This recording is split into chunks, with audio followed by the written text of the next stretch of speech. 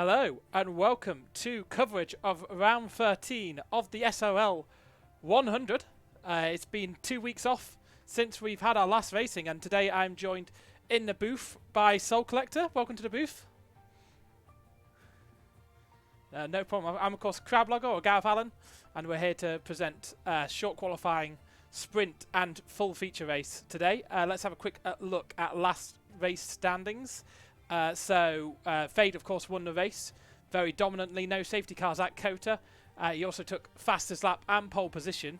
But it may have been a Grand Slam. I can't quite remember off the top of my head, but it was a very, very dominant victory from Fade, with, of course, his teammate in the booth with me last time out. OS Degrees also raced very well and got second place, and Alex Trent G in third place. And let's just quickly look at the driver standings as they are. So, of course, Struggs has wrapped up the championship.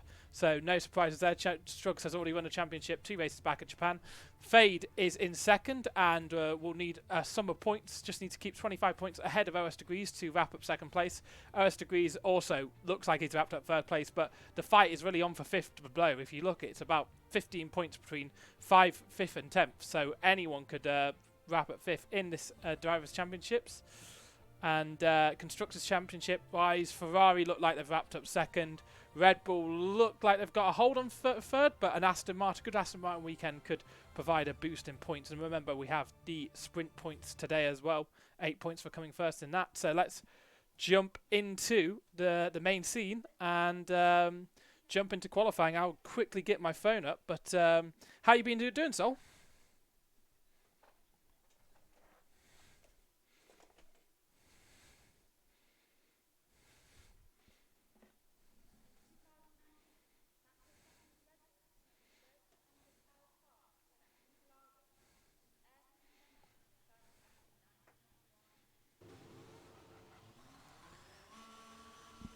Absolutely, absolutely. I don't know why I'm looking around for my phone because it's not linked up to rain anyway, but we'll try and get a forecast. If anyone's watching along, they can drop in what the weather forecast will be for the rest of the race in the Twitch chat, as we have Temp being the first car who's going to go out on track, is he?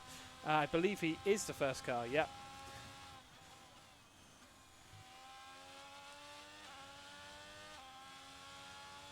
Yeah, so it'll be a pretty frenetic session. Of course, it's quite a short lap, so easy to ship on other cars. Only about a 1 minute 8 and a high 1 minute 7, I expect, from some of the faster drivers here.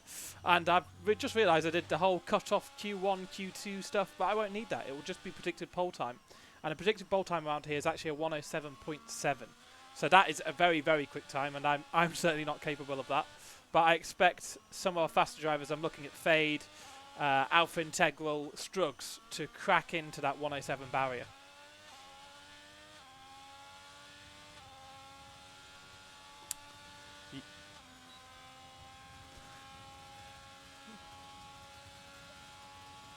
So Temp's... Yeah, it's been big. It's been a very, very big. Temp is one of our new drivers as he comes through Senna S and the Curva del Sol onto the Vetta Aposta, as he comes and finishes the first sector. What's his first sector time? His first sector time is a 16.997 as he comes to Desida del Lago for the first time on a hot lap. Keeps it very, very tight all the way out. This driver has been working on his traction control recently as he comes into the Ferradura right-hander all the way up the hill into turn 8.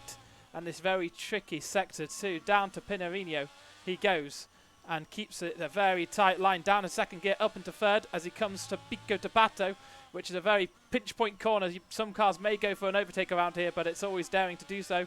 And this long sweeping left hand down corner all the way to Juncao. Of course, this is that Glock moment at that corner, as we have the final run up to the line, a series of corners which are only really tricky in the rain. Flat out all the way, I'll hug the inside line. And this looks like it'll be a good lap. I think it'll be a 1 minute 8. Where will this go? It's a 1 minute 8.599 for Temp straight away to set a lap time at the start. So very, very good lap from him.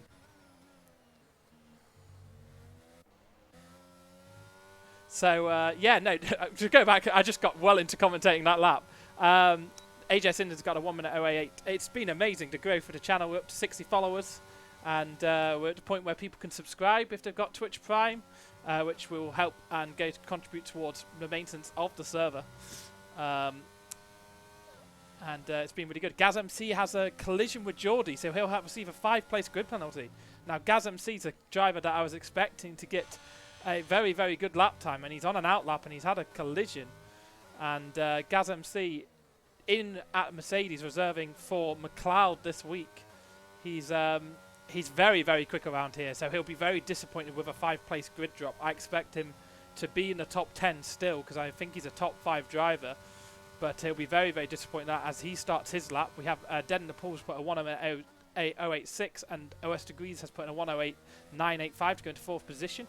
So GazMC comes through the Curve del Sol now and onto the Reta Aposta. And of course, Brazil, you're Brazilian, Sol, are you? Yes? Yes.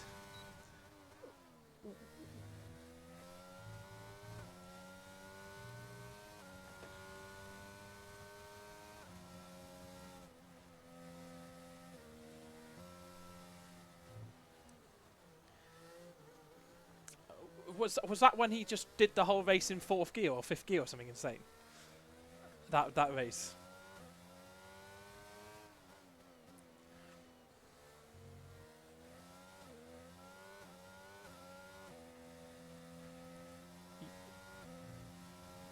And he's screaming from his helmet. You can hear it from the onboard camera. Yeah, I remember that now. Yeah.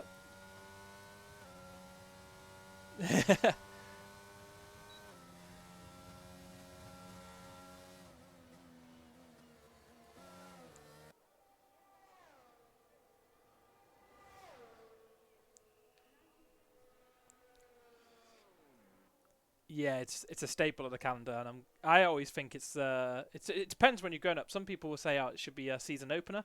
Some people will say it should be the season closer because it's occupied those 2 spots before, and we've had some great championship fights around here. 2008, Lewis Hamilton versus Felipe Massa.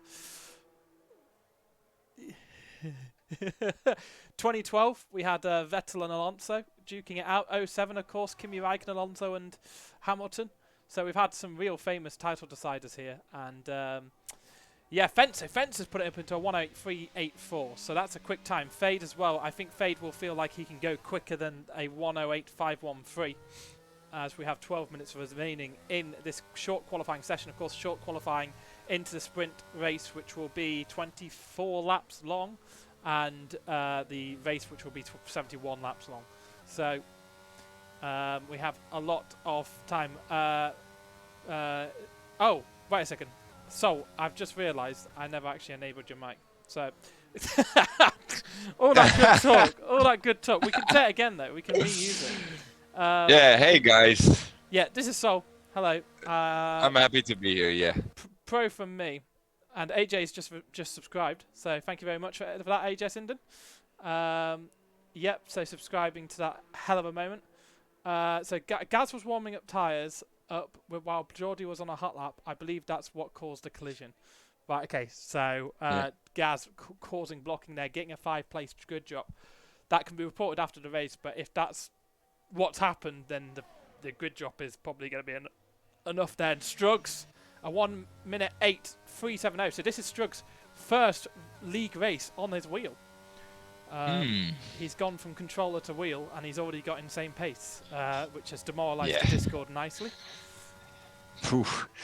But I mean, Struggs was always in it. I think his racing IQ speaks for itself. I'm just amazed to see how close everybody got. Like, how was it like seeing everybody get so fast in the last 3 months? It's insane. Oh, there's been a lot of improvement pace-wise in the server. We're now at the point where we require to have 2 tiers of the SRL-100. Of course, we have a vote in the Discord going on at the moment, but it's 31-1 on the vote, I think. And I think it's going to happen. Are you interested in taking a full-time seat again in the 100? Oh, for sure. And I really feel that I have to climb my way back up, but it gives me a lot of motivation to do it. And I know that everybody learns from each other in here, and if one gets faster, everybody tends to get faster as well. So I'm all for it. Yeah. So we have, who is on an outlap? Alex Trent G, he's on an outlap. So let's follow along with him. He's yet to get a lap time in. Of course, had a very, very good weekend last time out. I think it was 3rd place for the American driver around COTA. And I've just clicked off my commentary notes, which is pro for me, as Alex comes into the first corner, dips his wheels in, and he's quite far away from the apex there. And I don't know if he's actually going for it, because he hasn't actually put his ERS on. So I don't think he's pushing. Yeah. He's about halfway on his throttle. Only one pushing now is AJ, I think. He just started. So Just came down the SS. Let's go to AJ, your old teammate. And of course, Yes. it's just been announced that he'll be moving to Ferrari for next season with OS degrees. Ooh. So that could be a driver pairing to be quite scared of. Those two are very, very quick, and they could mount a real chance for the Constructors' Championship. I mean, AJ's just been so unlucky this year, so unlucky. And he really could do with, well, I think he spent all his bad luck, hopefully some good luck, would bring those two to Constructors' Championships. I know it means a lot, and maybe a fight for the championship. The speed that AJ's got over this season has been incredible. And he tends to be extremely consistent. Same thing for OS. So if they can keep themselves out of trouble, I think next year the Ferrari's going to be the team to look for. Of course, we still have Shrugs. I don't know if he's switching teams, or if he's still pairing with Fade. I think he'll be with Fade next year, I believe. Oh, I don't think they have any plans to leave. So AJ does improve his time, but doesn't improve his place. So he's a 10th quicker on that lap, but still in 7th position. As we have 8 minutes left on the clock, it's Strugs from Fence. From the Williams of Fade, and Temp in the Alfa Romeo is in 4th, Denderpool in 5th. Interesting. I think Very Denderpool's interesting. about to start a lap here as well, so we'll ride along with him and see what kind of time he can put in.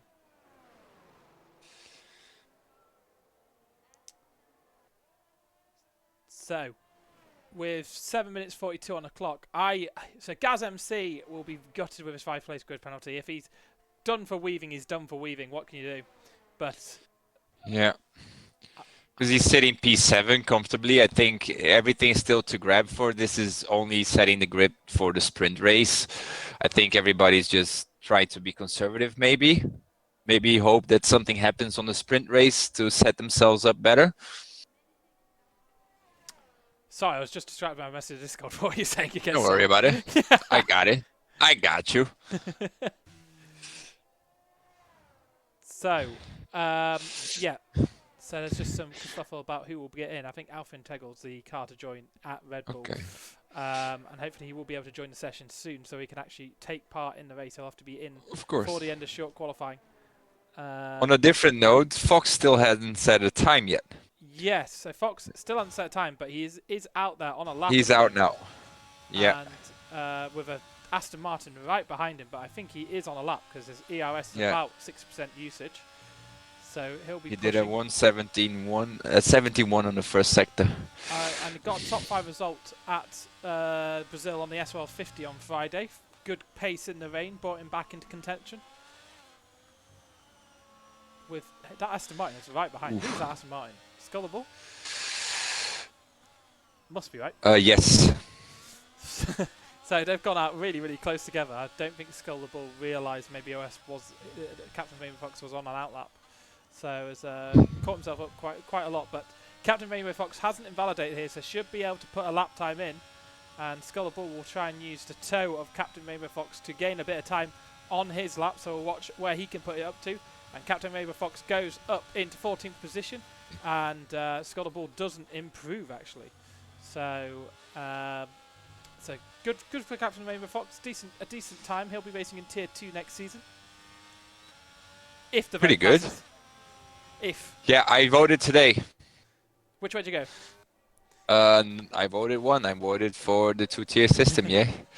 I'd be surprised if any. Well, I know one person has voted for the SRL-100 system, but. Okay. It's not going to get through. Let's just say that. I think it's an interesting way to have everybody join and make it more competitive in both leagues. Yep, absolutely. I think the Tier 1 pace will be incredible. I think the Tier 2 pace will also be. I think it will just get better and better through the year, and it'll be interesting to see that Tier 2 battle. I think fundamentally it'll be really good for drivers who maybe aren't fighting anywhere near the top of the championship or anywhere near the top of the pointy end of the grid. and they'll be able to actually start to compete for points week in, week out, and learn some of the skills needed to race at the top. Because of course, obviously, languishing at the back isn't fun, particularly every week. So some of those drivers who aren't quite the speed of the Strugs, Fade, OS, AGS, Indian gang will be able to show off their skills. I'm very excited. Maybe it's a perfect time to ask you the question: how can people get promoted or demoted? So is it by season? Is it by points? Is it by penalty points? Blubberbump says he can't wait to be a backmarker next season. So it will be purely on your drivers' championship standing. So it's up to 5, and up to 5 can go up, and up to 5 can go down. So we're going to make a judgment call on that around halfway through the season. How many will go up and down? And AJ also says he'll be a backmarker too. So yes, as we come through Jung Kao, Gazam C's on a lap, and he's 3 temps up on his time. This would be enough to knock him around into 5th position. Of course, with his 5-place grid penalty, that will immediately knock him down to 10th. And he won't be able to have time to come in and set another lap. He's keeping a very tight line through the final corner to minimise his time, and he's up to 3rd position. A huge chunk of time there, 4 temps nearly gained for the Mercedes driver. And yeah, so promotion is going to be done via that basically. So if you DNF each week and you're in tier 1, then you're going to be in tier 2 next season. Okay. Effectively. Perfect. Yeah. Yeah. Fair enough, right? Yeah, I'm very interested in see what's going to happen next season. Can't wait.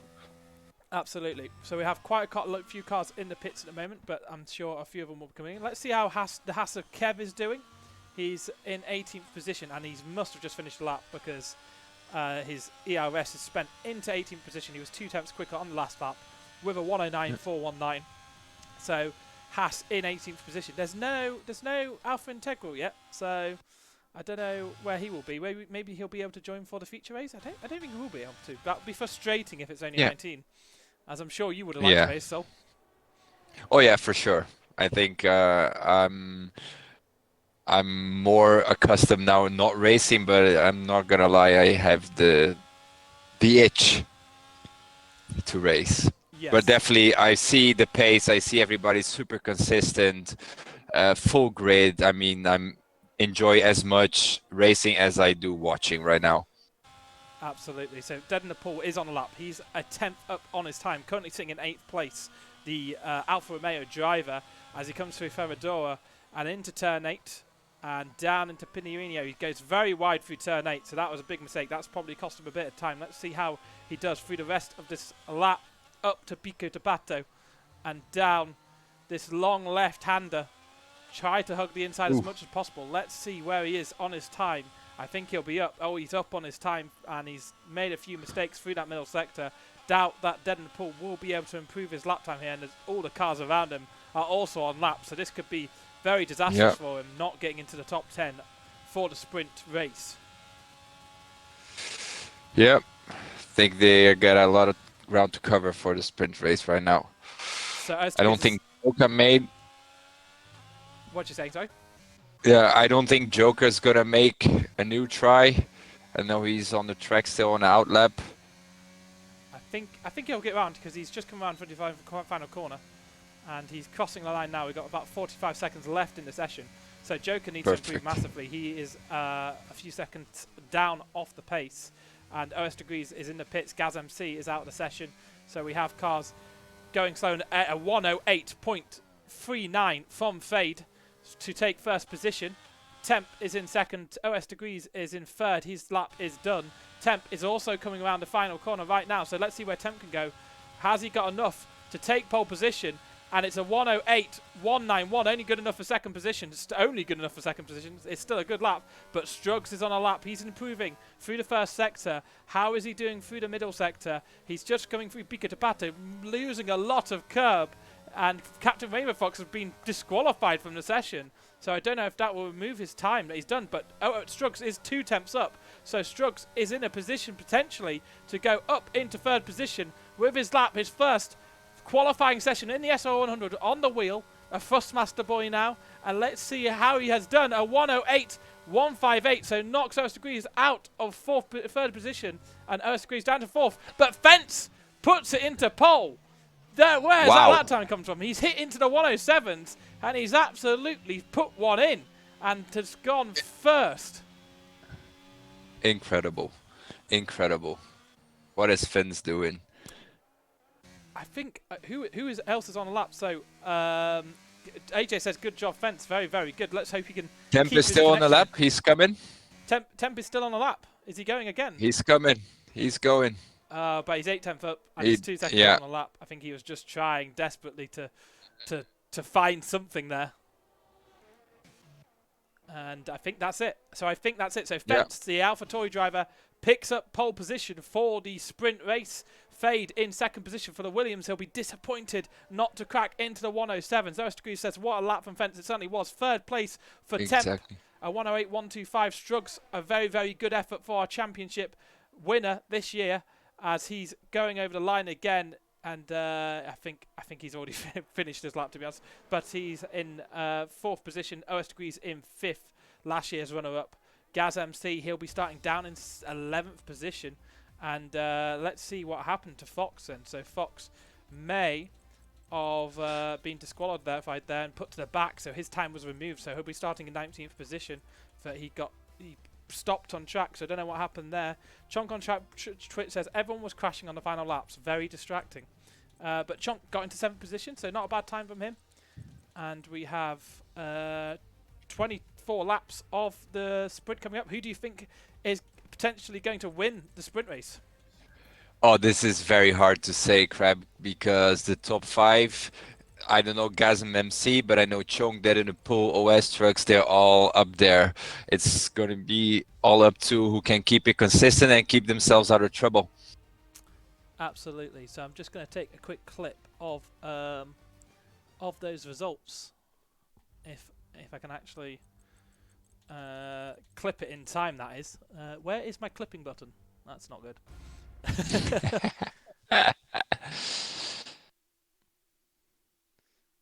I don't have a clipping button. That's really annoying.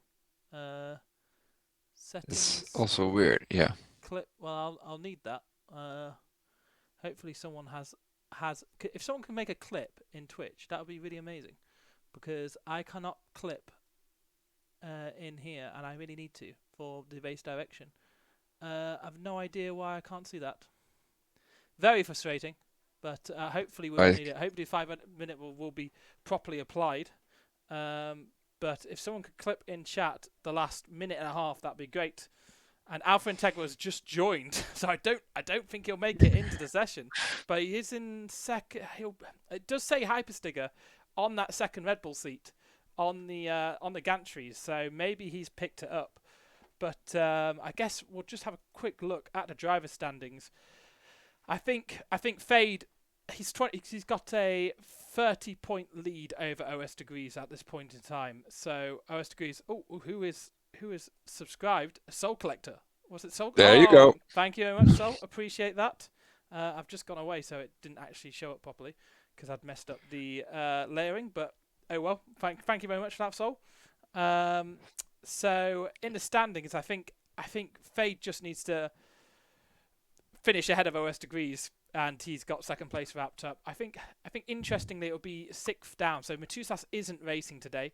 So he won't be picking up any points. Captain Rainbow Fox is starting down in 19th, and he could still realistically have his eye on 5th position. Captain Rainbow Fox, he's in 7th position and only 6 points behind his Tango. And Joker, so Temp's left the session. Oh, has everyone left the session? Have I left the session? Right, okay. What's happened here? I think that's a red flag, and I don't have the. It may be a red flag. Someone's Hyperstickers of AI. Why is?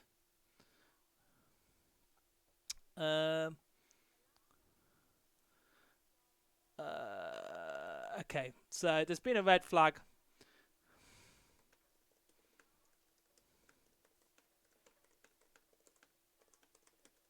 By AJ. AJ red flagged the session. Yep. So AJ does have the grid. Okay.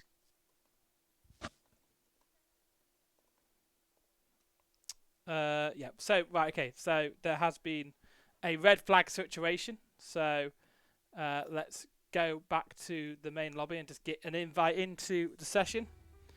Let's leave. I think someone was spectating when they shouldn't have been, and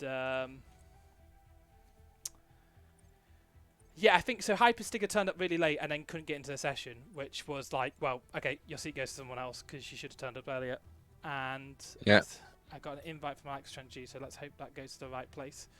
And then I'll invite you to. Oh no, that's not gone to the right place. Send an invite if you're watching. Very professional. It would be nice. Yeah.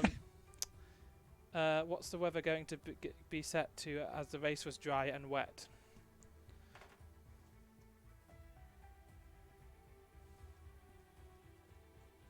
So I think that's dynamic in this case.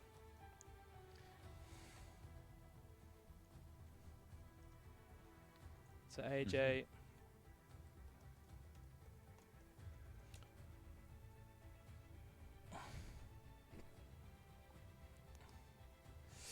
So, yeah, so weather's going to be set to dynamic, and yeah, I thought I disconnected too. It's a shambles. Yeah. Mainly because I think I think Hypersticker was just watching. Hypersticker couldn't join the session because Alex Mark was just sitting and spectating, and we can only have 22 people in a session. So that was what was going on there. And I'll just wait for an invite, but until then we can just have a look over the constructors. I think constructors-wise, so both the Aston Martin drivers aren't here this weekend. Oh, someone's subscribed. Blubberbump, thank you very much for subscribing. I appreciate that massively, dude. We had an excellent race around here earlier on. Me and Blubberbump joined this pre-race session, let's say, to practice for the 100. And me and Blubberbump, being the drivers there, not actually racing tonight, were the only ones to finish this 100% race. And the whole race was intermediates, and he spent every single lap behind me, basically. Like it was insane. Like he was like it was about 20 laps in, he was like, "Oh, I'm just trying to make you brake, just trying to put the pressure on," and then I didn't crack enough. There was a few moments where he could have got around me, but I just put it in the right place around to see the logo. My setup basically would run very quick up the straights and was terrible in the second sector. So he'd absolutely destroy me in the second sector, but you can't pass through there. So yeah, exactly. What the hell? But yeah, great race from him, and me and him made it to the end, and no one else did, even though they were meant to be practicing for the 100. So, so I think that doesn't work.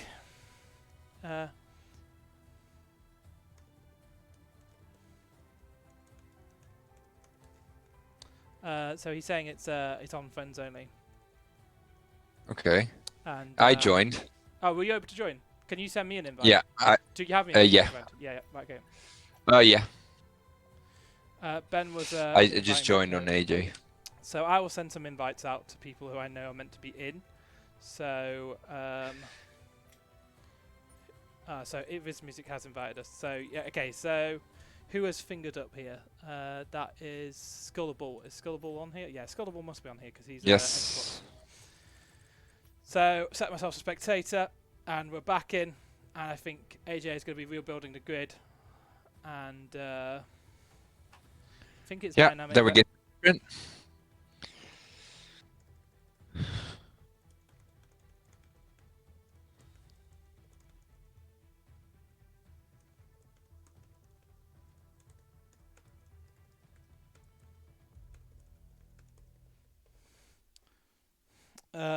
So yeah, I think it just needs to be set to dynamic weather. So we have 24 laps of sprint, 71 laps, and I think we need to set to dynamic weather because apparently the race was going to be wet at the end. SoleColectors, you've just subscribed again somehow? No, I just gifted. 6 months in advance. Thank you very much, Soul. Appreciate that. You know it, bro. Yeah, it's all going to go towards helping maintain the premium bots that we use, etc., etc. And just speak again, because I don't know if you're actually recording through here. Just say something. Yeah. Oh no, you are. That is just OBS was freaking out for a second.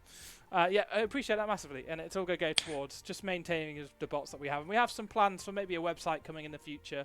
and etc. etc. Of course, if you're in and you're watching and you want to get involved, we have loads of course, Discord-related roles, stewarding, moderation, etc. that we love to people getting involved in. And also, you know, we're looking for graphic designers, anyone who can do something fancy that that will help progress the league in some way. That's amazing for the Syndicate Racing, and it's of course a community-driven league. So we are looking for people to, you know, help out and grow the server, etc., etc. So yeah, appreciate that massively, Sol. Yeah, of course. I know everybody that's a racing fan, or even if you're playing casual, like open lobbies can be very frustrating, and to be like in a huge community like the Formula One and having a safe space to race and learn from each other and get faster, I think it's a sub for me every time. Absolutely. Yeah. Yes, it's great. It's a great place. Yeah, if you want to get involved with our Discord and you're watching along, maybe you just found us on Twitch or a friend has linked us, our Discord socials are in the bottom, the link to our Discord. It's discord.gg/Syndicate Racing as well if you want to join. So we have, I think AJ reformed the grid, and I think people are very angry about me saying that it needs to be set to dynamic in chat, but those are the rules. If it's it'll be dry now, but I think the thing is, we can't go in and say, right, we want these exact set conditions from the last lobby. If it's dry, we always set it as dry. Because it's like, right, okay, we can control that. We can control a dry session. But we can't control the dynamic session. So if it is dynamic, we just roll the dice again. And it could be dry. It could be wet. But that's what we do. That's my thinking behind the thing. The hype train, what is the hype train? A hype train is close. Trace. I don't understand that. Do you understand what the hype train is? Nope. Yeah, the hype train is now closed though. So Captain Rainbowsock's saying more couches next year, but guarantee the safety car will still be crap, which is good. Fence Life. So Sol, you better be shouting if there's an intense battle. I disconnect from that race. For sure. Don't slander me for crashing out. Fence, I'll slander you for whatever. You know, anytime I'll slander you. So we're still not behind. We have a 3-hour timer now, effectively. So at 11 o'clock, if we're still racing at 11, we take the results from that point. We do a 1+1 lap rule. As they go over the line, we'll keep a track on it.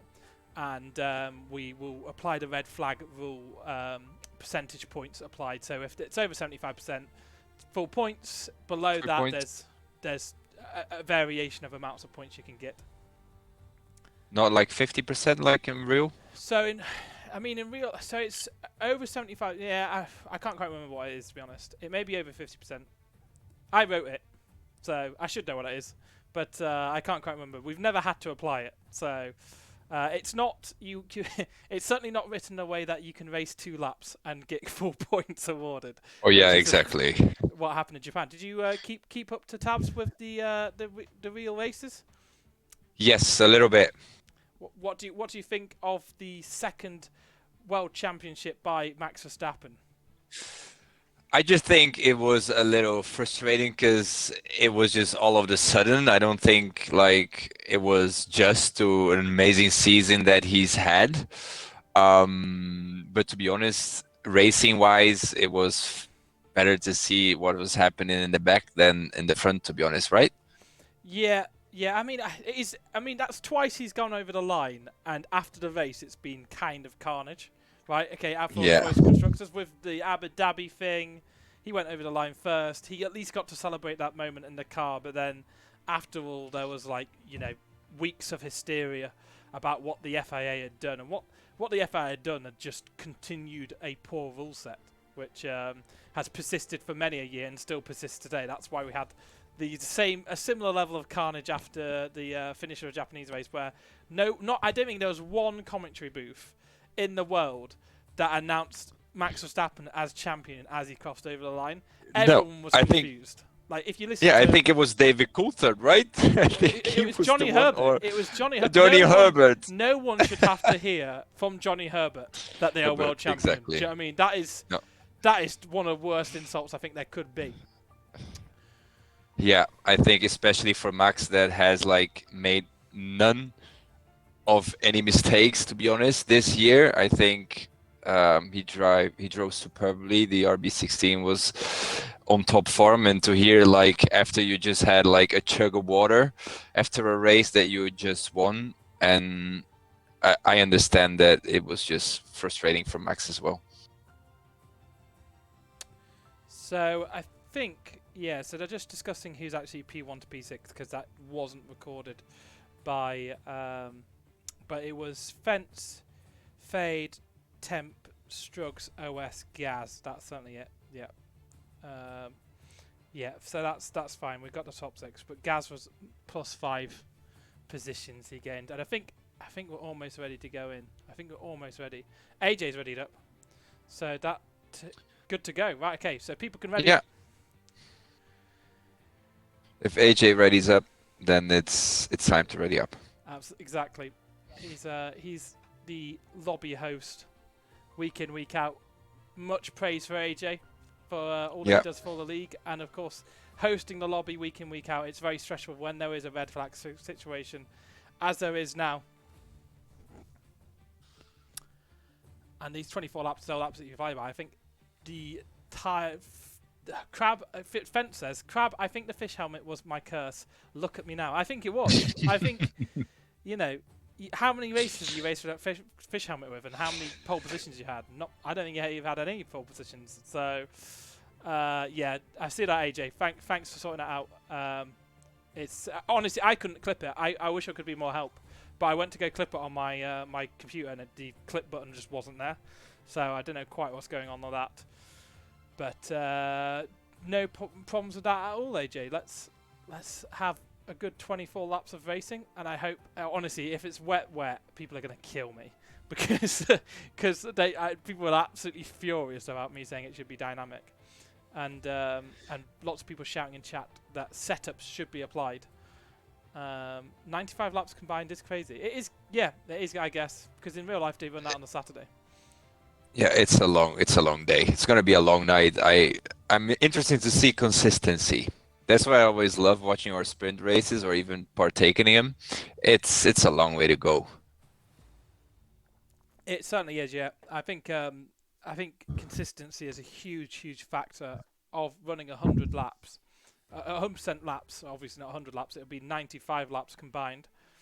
And I think it's just if you are consistent, you will gain points. So it is wet for the sprint. And there we go. So pitchforks at the ready. Yeah. And if anyone could tell me what the weather for the race is going to be, that'd be great. Usually I can check on my phone, but I've switched to streaming a PC setup now, and it's not quite. It's not quite fully hooked up yet. There's things that I realise as I get in. Oh, okay, that's not actually set up anymore.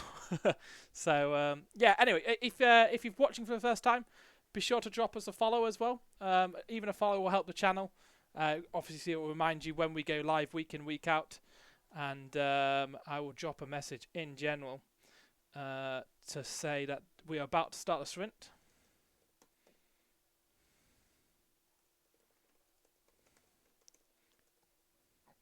So we have a 5-minute rule, of course, in place. I think the 5-minute may have been cut slightly down because of the time it was. Let's just check league chat and see. Someone's put the unbelievable thing in. So it's 2044 we'll start. So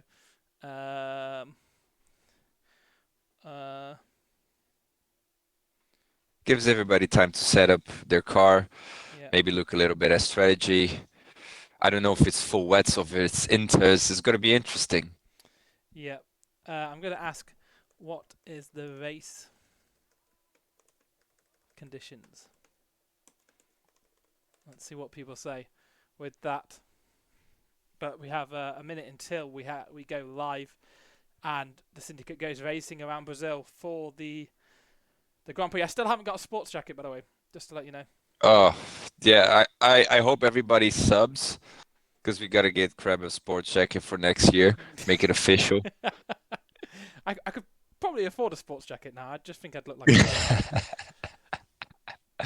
No, I think the community should help. I think everybody enjoys the commentating. I think you got your certified stamp already. It should happen. It should happen naturally. So socials. Okay, people can't see that channel, but that's good. We have.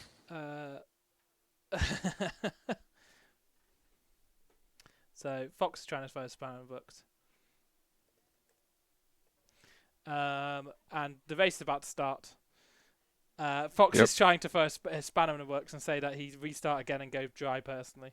But this is it. This is us working on the fly, and we're not restarting again because it took AJ so long to set the lobby up again there. That a red flag would be very unfortunate. So we should have a formation lap here.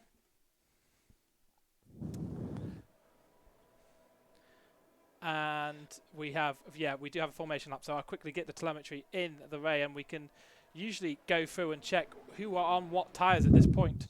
But we all know that everyone will be on the intermediate, and no one has risked a pair of wets. It's just light rain conditions, and Fence is in the lead of the race.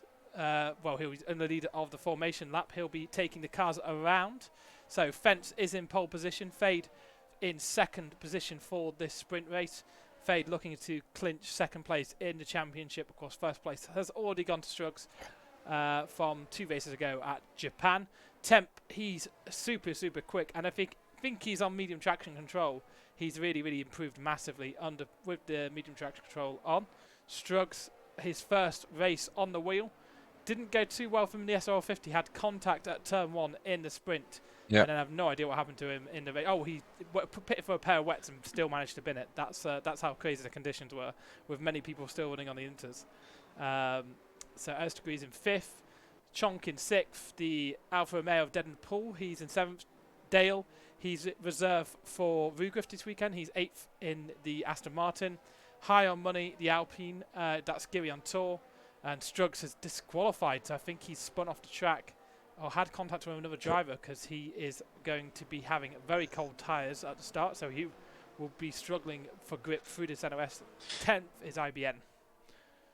Yeah, the formation lap is very important now in this game. You got to get your tires up to temperature.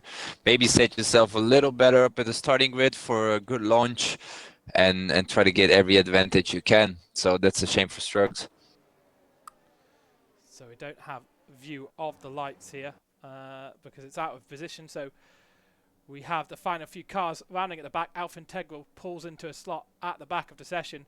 And we'll have 24 laps of racing at the Sao Paulo Grand Prix at Interlagos for the SRL-100 round 13. And here we go. Can stare 1 light, 2 lights, 3 lights, 4 lights, 5 lights. And the Syndicate go racing for the sprint race at Sao Paulo. And Fence gets a very good start. Fade is close behind. OS Degrees trying to go around the outside of...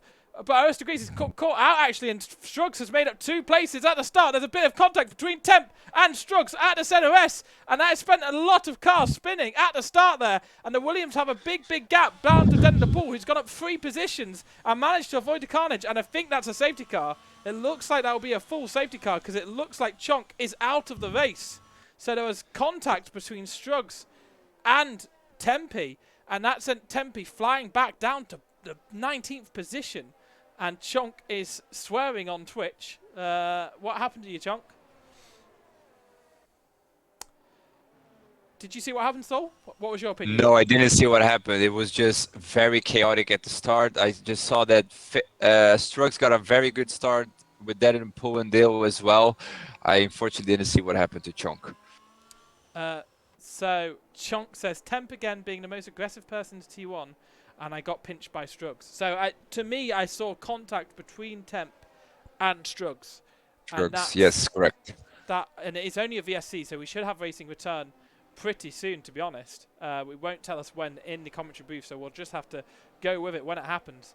But it was contact between those 2 drivers that sent quite a few cars spinning. I think Chonk has ended up out of the race, fatally wounded, and will be starting the race down in 20th, so it's a double jeopardy for the driver. I think he's quite far up in the championship. He's in 10th position, but only 15 points behind 5th, so he was hoping for a good weekend here as the racing resumes, and Fent retakes the lead of this race as he comes through Curva del Sol for the second time, and down the Reto Aposta he has Fade behind, 6 tenths behind, and Struggs a further 4 tenths behind that, and the racing is close between Dale and Den Pool as they come into Decido Lago, and Den Pool makes a bit of a mistake on his run up to Ferrador, and Dale will close in, but Fent seems like he can't hold the pace at the front as that gap's already come down between those 2 Williams drivers.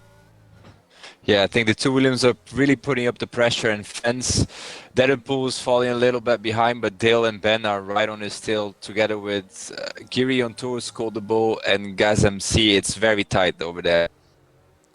Absolutely. So the younger brother of Struggs, Dale Struggs, and James Struggs. James Struggs being in 3rd position right now, and looking to really show off his pace. He said that he's actually struggled quite massively in the rain, but seeming to have a setup that can put down the pace, and he's only 2 tenths behind his teammate and putting the pressure on in his first race with a wheel, as there's already a massive gap between him and Dead in the Pool behind, so he won't need to worry about that. And Geordie gets up into 10th possession, taking Joker, and Joker's actually made a mistake out of Junkow, it appears, because he's also lost a position to the Ferrari of OS Degrees, who did fall massively back there. He's down 6 positions, OS Degrees. Yeah, I think he got caught up in the carnage over there, or struggling getting his tires up to temperature, finding the grip. But aside from that, only George got a 5-second penalty for having contact with Captain Raymond Fox in the start. All the rest, I think everybody kept it clean. Too bad for Chunk though.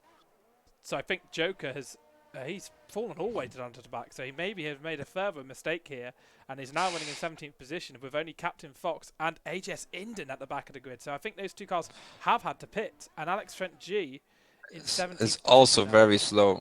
Exactly.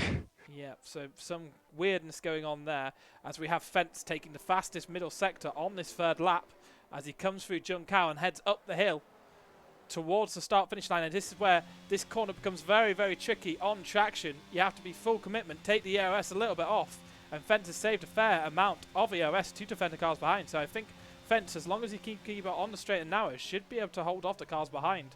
But Fade closes so much down there and hasn't used EOS. That's 4 attempts he gave on the straight alone. So Fade clearly running a quite high wing setup. Struggs also looks racy into Decido del Lago, but again not close enough to make a move, and I think this will be a massive tale of this sprint race. With these wet conditions, it's just so hard to overtake around this tight and windy circuit. Yeah, it's definitely a challenge for Struggs. I think I really see, I'm used to see him at top, or at least P1, P2. So it's interesting to see he trailing Fade. Maybe this is a strategy as well to get him used to it, let him tow a little bit. But at the end of the day, he already won the Constructors. He might give Fade an advantage or the first choice on strategy.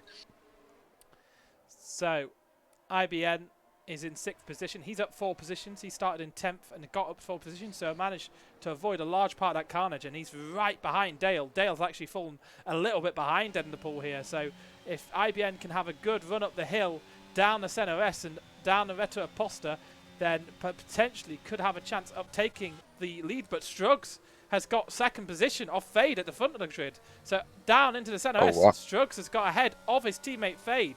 And Struggs is now the car to chase after Fence, and Skolder Bull gets a 3-second penalty. Struggs is the car now to go and try and win this sprint and snatch it off of Fence. Certainly try and put the pressure on the first place driver. And Chunks may be accepting the last to first challenge from Adam. I think he should. Yeah, you got to do it. Last to first. If you get first, Chonk, I'll give you a £5 Xbox voucher. There you are. There you go. A bit of motivation there. Something like, let's say 1,000 rupees. You can have 1,000 rupees. Of course, if you're playing Zelda. Yeah. So Dead in the Pool is in 4th, and Fade has fallen down on this lap. IBN did get Dale in the end there as well. So IBN making up places then. Let's see if he can go and put the pressure on Dead in the Pool, who's running a nice 4th position. Actually since the last race, I believe he's also picked up a new wheel. He's upgraded from the Logitech G923 to the direct drive wheel. Have you seen the direct drive wheel from Logitech? Oh, it looks amazing. I'm too bad I already have a setup, but if something keeps going wrong with my setup, I definitely might change to that one. Yeah, absolutely. I was it was right between a new gaming rig and the DD wheel, and I ended up going with the gaming rig. But very, very tempting it was. Looks like a nice ecosystem. Yeah. So Giri on tour just stopped for a set of mediums that make Gasm jump from P10 to P8. He's really putting the pressure on Bull and Dale. So let's see how the medium tires or dry compound route fare now. He's very skiddy outside the pit lane. Yeah, so doesn't look like it is wet conditions to me. It looks like he's done a bit of a Sebastian Vettel at Turkey, but who knows? Let's see what his pace is like. And as he comes into Lago, we'll be able to tell straight away. And Dale's been disqualified for the session for driving the wrong way. That would possibly, I don't know quite where that would be, but Dale has been disqualified from the session as we have the times. Oh, he just looks a bit sketchy, but it certainly has stopped raining, so I think the switchover will come in this session, and maybe if High on Money can keep it on the white lines. I'm going to stop calling him High on Money. He's actually a Giri on tour. If we keep, you know, if he keeps it on the asphalt, he'll be able to gain some positions here. OS Degrees, and there's a few other cars pitting. So Gaz MC has pitted on and bolted on a pair of soft tyres. AJ just did a 19-1 on the first sector on slicks. Right. Okay. So I think the crossover period has come. So let's see what happens at the front of this race as the cars come in. Gaz MC is one of the first runners to go on to the slick tyres that far up, and that could be very, very pivotal for him. We'll keep an eye on him as other cars come through the middle sector. And AJ Sinden's almost been lapped, but that will be all change as soon as the cars behind him pit. But I think I said it was a Vettel time to pit, but it wasn't. It was the perfect time to pit. He dried off so quickly, and we have really dry conditions here. And Fence and Struggs and Fade are going to be losing a heap of time to the cars behind. Good gamble from AJ and Giri on tour. So Fence gets it slowed down in time, doesn't get any kind of speeding penalty, and we'll see how those cars behind him can go. And Den de Poel, he stays out. He stays out. So I wonder if he's just going to try and take those intermediate tyres to the end. He's has the lead of the Grand Prix, but he certainly should have pitted that time around. And Skull the Bull is up into... So I think he's... Let's have a P2. look at the tyre.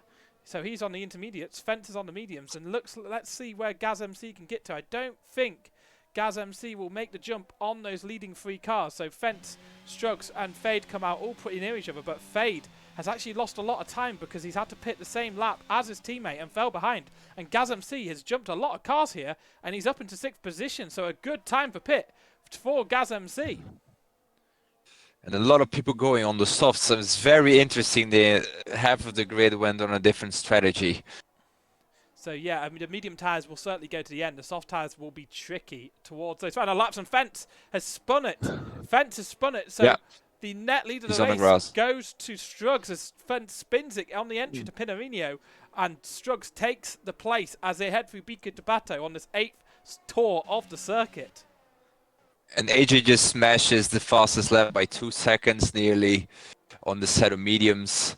I think the mediums are going to go to the end. I think they went on the right strategy at the right time. So Denderpool and Skull have gone into pits now. So strange that they went the extra lap, and it's cost them a hunk of time.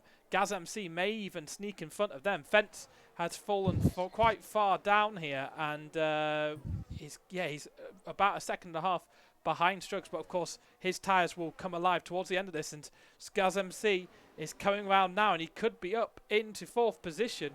Where will he come out compared to Dead? I think Dead's just going to get out ahead of him, but it's been going to be an absolute run down to the Retro Aposta, and these warmed up soft tyres through the middle sector may prove very pivotal to Gaz MC, and Dead in the Pool will have them warmed up quite nicely as they come through the second sector, but he's right behind him, and will he try and make a move around the outside of Ferrador? He certainly looks to it, and he's going to go all the way around the outside, and he just goes off track there, so I don't know if he'll have to give that place back. He did seemingly went way over the white lines there, and I would say I'd feel very hard done by if I was Den Pool there, because ultimately Gaz MC tried to hang it all the way around the outside there, but ultimately didn't keep it within the white lines. In my view, did you see him go out of the white lines?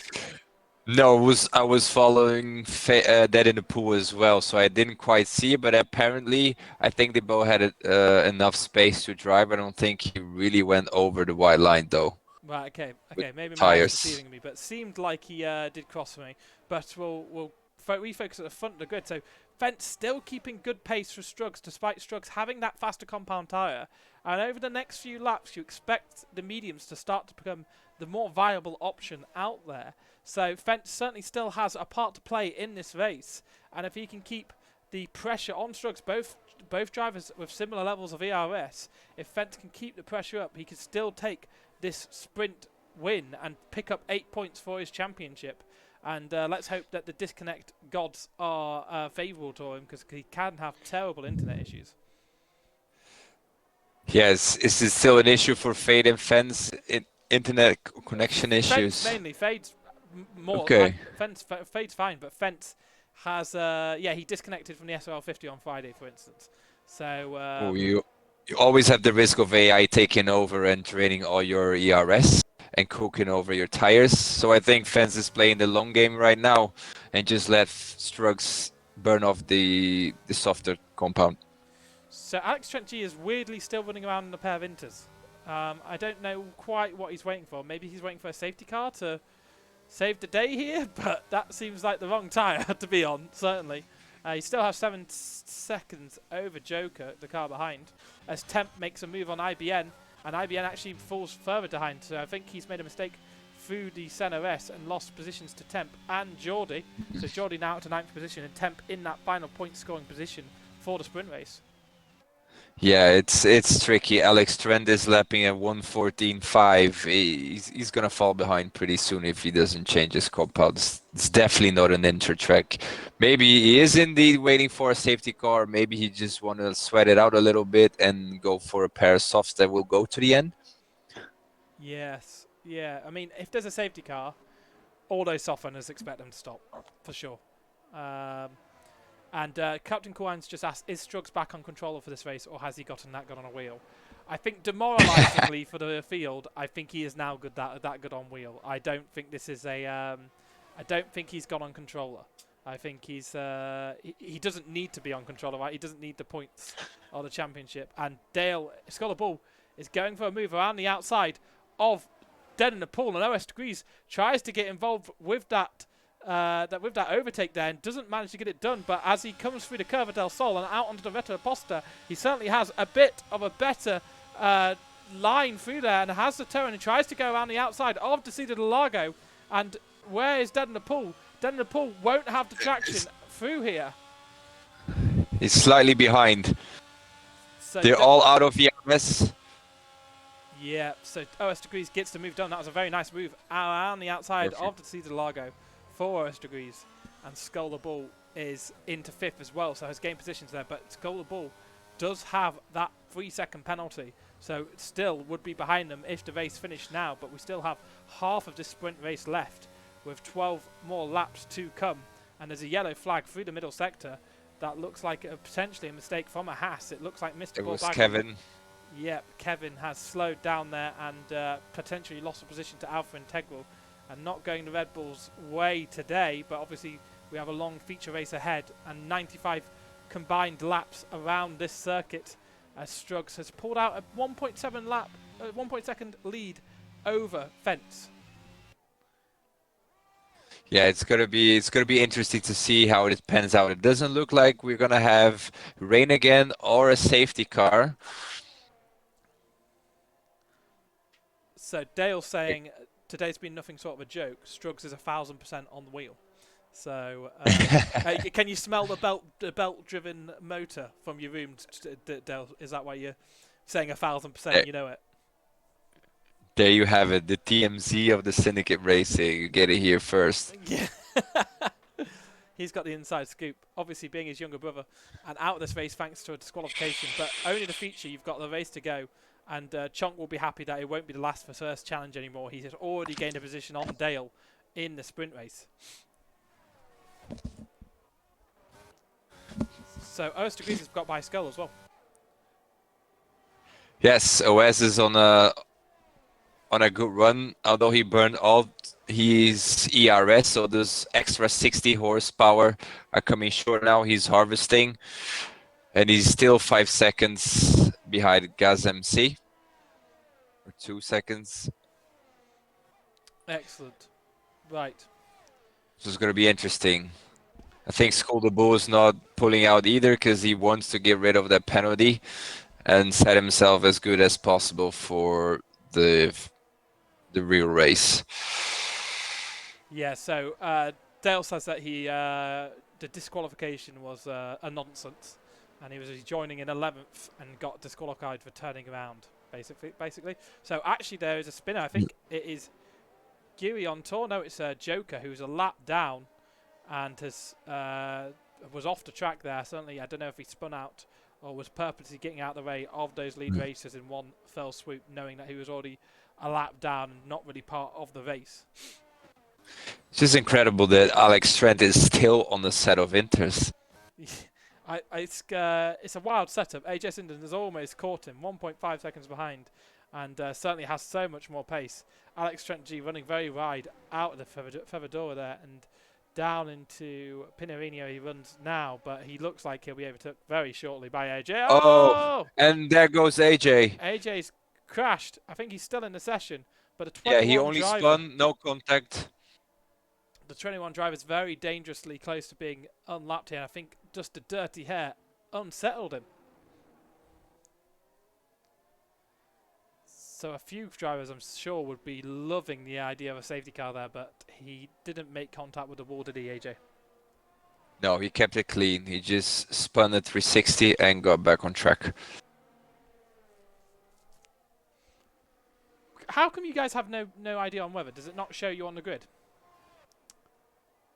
I feel like it should show you on the grid, right? That seems like a new glitch, because if you go into setup and change your tyres, I'm sure you'll be able to find out. You have to guess. I don't understand what's happened there. But It's still a shame spectators don't get to see that. Yeah, I mean, if I had my phone app connected, I would have been able to tell everyone what it was. But so it would only show the sprint weather, right? Okay, right. That's straight. I still don't understand that. That seems like an issue. But Fence is maintaining the gap with Struggs. You'd expect to see him start to pull this one in now, as those soft tyres come off the boil.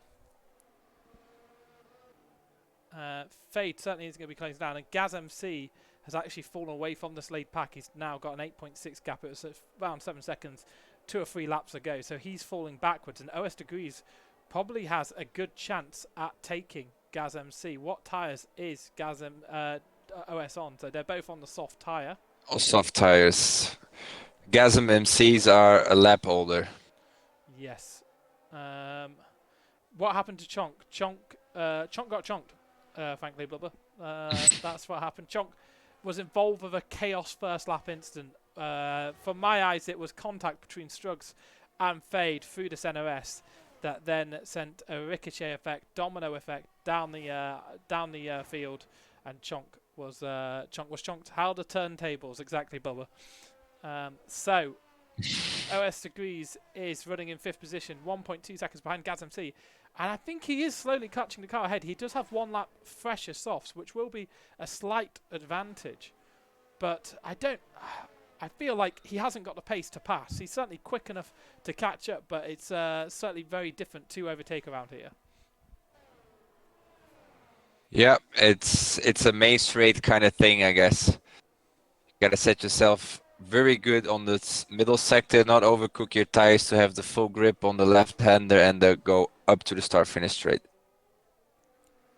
So Struggs is in 1st position, and he's maintaining that gap of 1.2 seconds behind. I don't think he expected to be leading a race so early into his journey with a wheel, and of course this will be the last race that he does this season, already wrapping up the championship.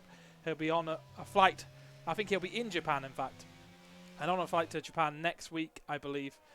So I wish him and his girlfriend a good holiday. I know she sometimes watches along. So yeah, I hope they have a good holiday in Japan. But he won't be at the final race of the season, despite him talking about maybe packing his sim rig and taking it all the way to Japan just to compete in one race. He never actually suggested that. That's hardcore.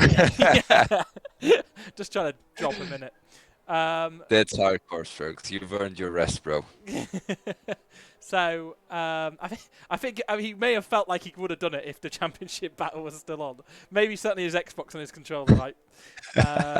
But yeah, if all he needed was a point or something, he'd feel very hard done by if he did lose the championship. But of course, he won a championship in Japan 2 races ago, and will be in Japan to celebrate his championship and a good year. So Fent is now closing down Strug. So I think the pressure will start to come now if the pressure does come. It should. I don't know if Fence is still waiting on something or he's being conservative. I know he's been through his ERS, so his battery is pretty low. I think he is pushing, Crab. Yeah, he certainly is pushing.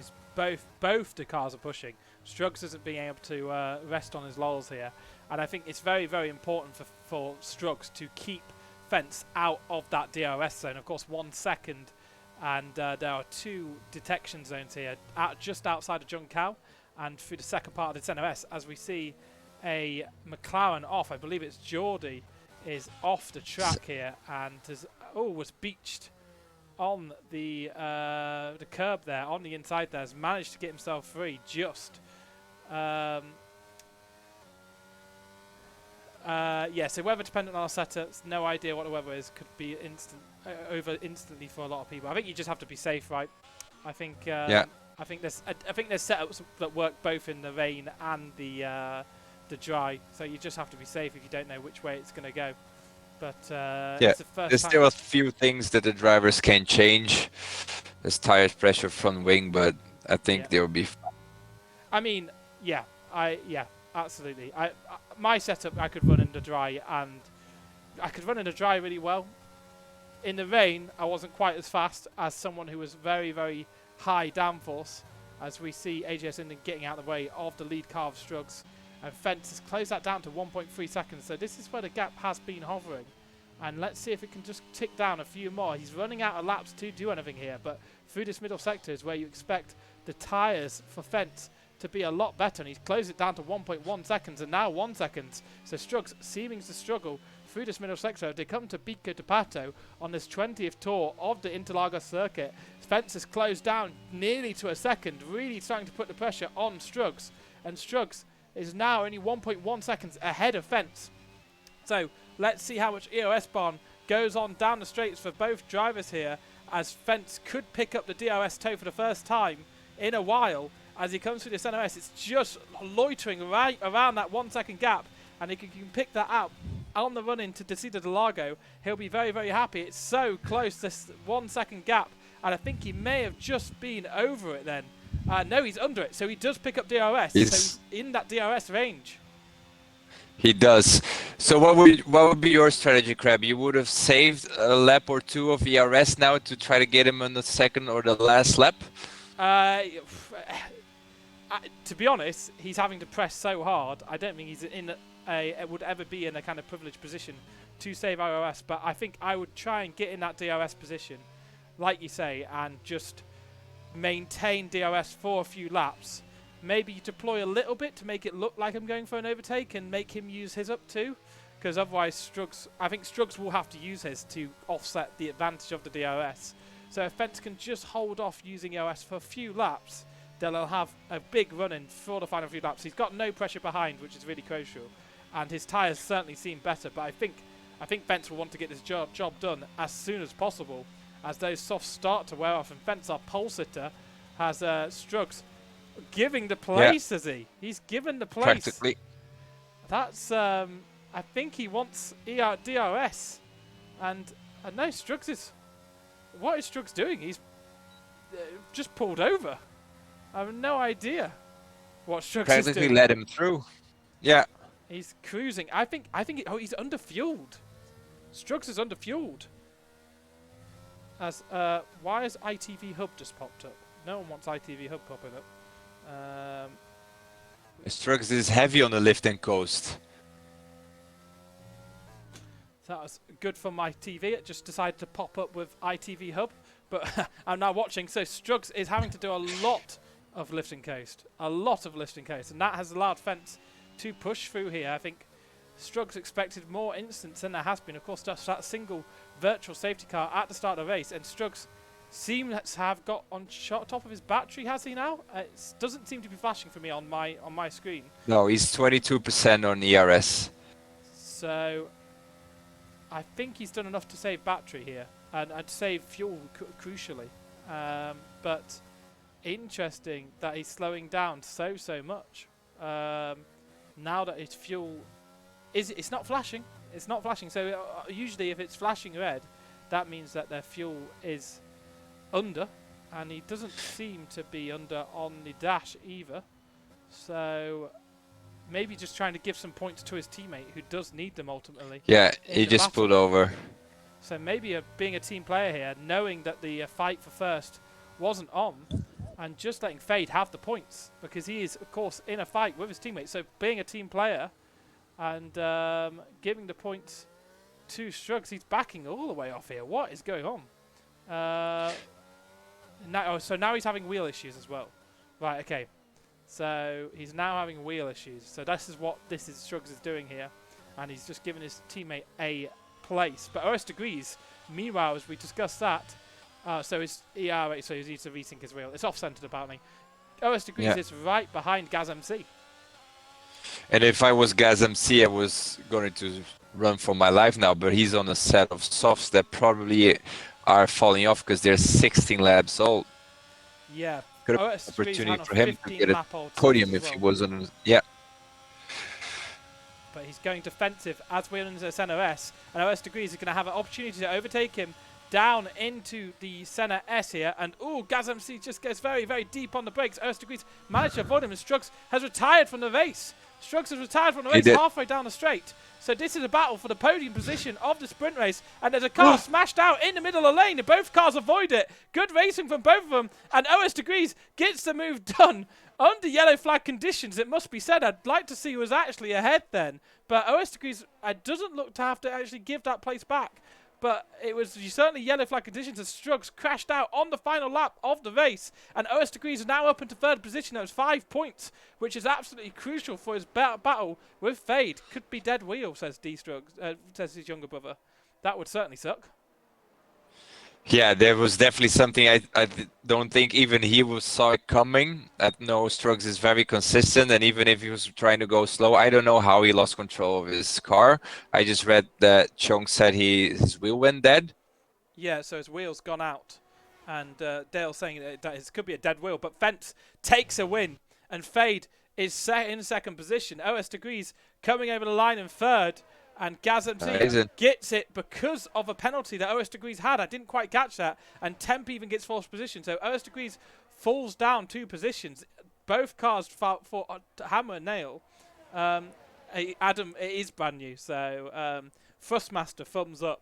That's all I'm saying. It absolutely sucks if it is blown up. That absolutely sucks. But Thrustmasters certainly have heat issues. And hopefully he can get it fixed for the race. Of course, we know how quick he is on the controller, so he may decide to just race in the controller for the feature race. But we have OS Degrees in 5th, Dead in the Pool in 6th, Giri on Tour in 7th, and I missed out who got 8th position there. But Ben in 8th position for the final point of the sprint race, and it will be Fence on pole position for the feature. Yeah, what a race. I think Fence was in control of the race the whole time. I think he knew Strugs' tire would fall off. I don't think he knew the fuel situation, but he did everything. He did it perfectly. So, yes, so Fence from Fade from Gaz MC just sneaking it back into that third position thanks to a penalty to OS Degrees for the first 3 runners in here. And let's just quickly go through the results here and grab all I need. Oh god, my thing's frozen up. I really hope someone else got the results there. Could you just Yeah, could you just clipping. go through the results and clip them because I hit race director and then it's just gone away. So hopefully, Oh, I can go down. if you well, someone will have them. Someone will have them. I mean, I'll have as they went over the line, but I maybe won't have the gaps quite. Um, we'll see if someone's got them. I just hit start then race director, and it just completely hid away. So I wasn't actually able to grab any of the results. I have top 14, but Right. Okay. I mean, a DNFs. It may be. Yeah. Anyway, we'll be able to work it out if we look back through the video and the gaps beforehand. So we have. So I'm able to select race director now, and I'm able to tell where they are because I'll be able to see their positions on track here. So that's just having it there is good enough. But Strug's in 15th yeah, position. So Strugs was a DNF and he's in 15th position. He won't actually be in a DNF. He'll probably be classified because he did get to the there final we go. laps of racing. So we have that all recorded. Panic over. Yeah, Results. all Oh, done. you can hit the results as well. Right, okay. Boom. There we are. That's all we needed. Oh god. This is completely glitched. Basically, it's given me the hopefully I'm not stuck in race director. It's given me, but you can see the glitch. It's given me like the final screen. Yeah, Now we've lost a on the set of beginning of the mediums. new. Yeah, FSS. That's because the mediums are locked in to. No, because you used them up in the race, right? Okay. And you have exactly. one set before we had to. Yeah, so I think a medium is you have to use it in the race. I think that's how sprint race weekend allocations work. That's not anything unusual. That's just how sprint allocations work. You only have a hard and a medium in the race. Similar to how it was. No, we ain't used any when we had to. Yeah, whatever. That I think that I'm pretty sure that's how it actually. Yeah, I think that's how it realistically works. I think you used to in the before pre-patch, you used to be able to game the system and run soft to have mediums for the race, but that wasn't actually allowed in real life. So that was a glitch in itself. So I think they've sorted out that glitch, and yeah, it's a mess. It's a whole thing. But let's have a quick look at when the start time is going to be. Who do you think is going to be able to win this race, Sol? I think I'm still going for Fence. I think if he can keep his consistency and the strategy is on point again, and if the weather is favorable, I think it's a Fence, Strug, and Fade 1, 2, and 3. So the league start is going to be at 21:23, and So we've got 2 more minutes. it's Dale. Do you have an update on Strug? So how is he doing?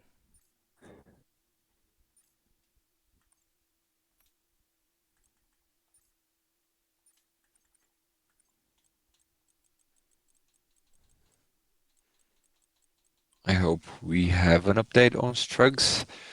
I hope he's fine. I hope your screen is no longer glitching because it's still on the feed. Yeah, no, it's glitched. I'm hoping once I get into the formation lap, it will disappear. I think this happened Perfect. when I was commentating for another league recently, and I was a bit like, "Oh shit, what's gonna go on?" But it did actually disappear. But I have had like at the start of this game, like I hit race director and then I couldn't select any button, and I was just stuck in the race director, so I had to leave quickly on the formation lap and be invited back. Which is one good thing about having a formation lap is you have time to sort out issues, even if it's only about a minute and a half around such a short track, which you alluded to earlier while you were muted. Yeah, well, it shows how much of a stressful situation this game plus streaming and everything can create. I hope Codemasters and EA get their stuff together as soon as possible. No, it's big up EA now because I want to get on EA's good side so we can get OS Degrees' casting couch into F1 Live for next season. But yeah, okay, Yeah. so we have 21 seconds left, 21 seconds to go. and we are going to start this session. Nothing will top the drama of Kota, where I couldn't actually get into the lobby, so I was streaming a view of Struggs' stream. It was real janky, but we managed to make it work with short notice. And Chonk saying I'm going to have to make a colossal comeback today, and I am still stuck. Am I? Right, I'm still stuck. So Yeah. I'm gonna have to. I'll invite you back as soon as possible. Yeah, I'm gonna have to really quickly restart my game as well. So that's gonna be fun. Let's close that window, and you will invite me back. So for sure. I don't know if people will still be able to hear my voice. Yeah, you talk us through what's going if this is classic. But yeah, this is what happened at the start of the season. I got stuck in the race director window somehow. So I tend to not hit race director typically, but I kind of forgot about it because I wanted to check the results. But I've got the results, but I need to get back in. So you'll be able to send me. Will you send me an EA? Have you got me as an EA friend? Yes, I invite you to a game. Okay. I think you got an invite now, or at least you're. Was it EA you invited me by? No, just the Xbox no, system. I'm not on Xbox. I'm not on Xbox. Oh. What, do you have me on? If you hit start and hit invite friends, you should be able to see me. I'll send out a quick SOS here. Invite and requests, friends. Let me just have a look. Yeah, it says you're offline. Just I invited you. Hopefully you'll be able to get an invite here. Oh, what carnage. Alex Trent G has invited me. Right, okay, good. Okay, cool. Because you appeared as offline for me. Yeah, but just in time, everybody's lining up. And some people I don't. Okay, Alex Trent G's been able to get me in. Join session. Oh, shit. There you go. No. No, okay. I thought I'd just joined as a racer, but I hadn't because, of course, you can't. Because it's impossible, yeah. Yeah. Right, okay. And the grid's full. So everybody's lining up. Everyone's lining up. The last two cars, Chonk and Dale, are P19 and 20 consecutively. So they're just starting up. Chonk just set his car on the grid. I know Temp was DSQ'd and Alpha Integral. And we have lights. Yes, 1 light, 2 lights, 3 lights, 4 lights, 5. And the Syndicate go racing at Interlagos, and it's a good start from Fade. He seems to be making a bit of progress up the inside, and can he make a move into the SRL? He goes up the inside of fence, and does he make it get through cleanly?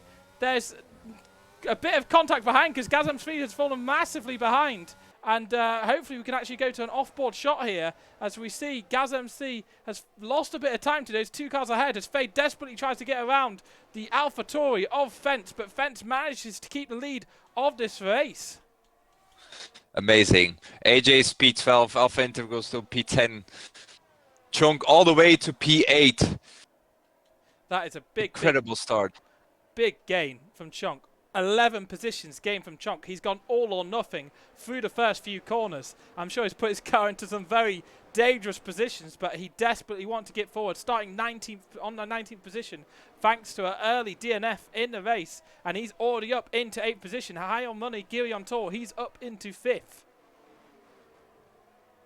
Yeah, it's crazy. Chonk still putting the pressure on Skull the Bull. He's not playing. He's on a soft compound tires. The Skull the Bull is done. He's on the grass. So Skull the Bull, the Aston Martin reserve driver, is now at the back of the field.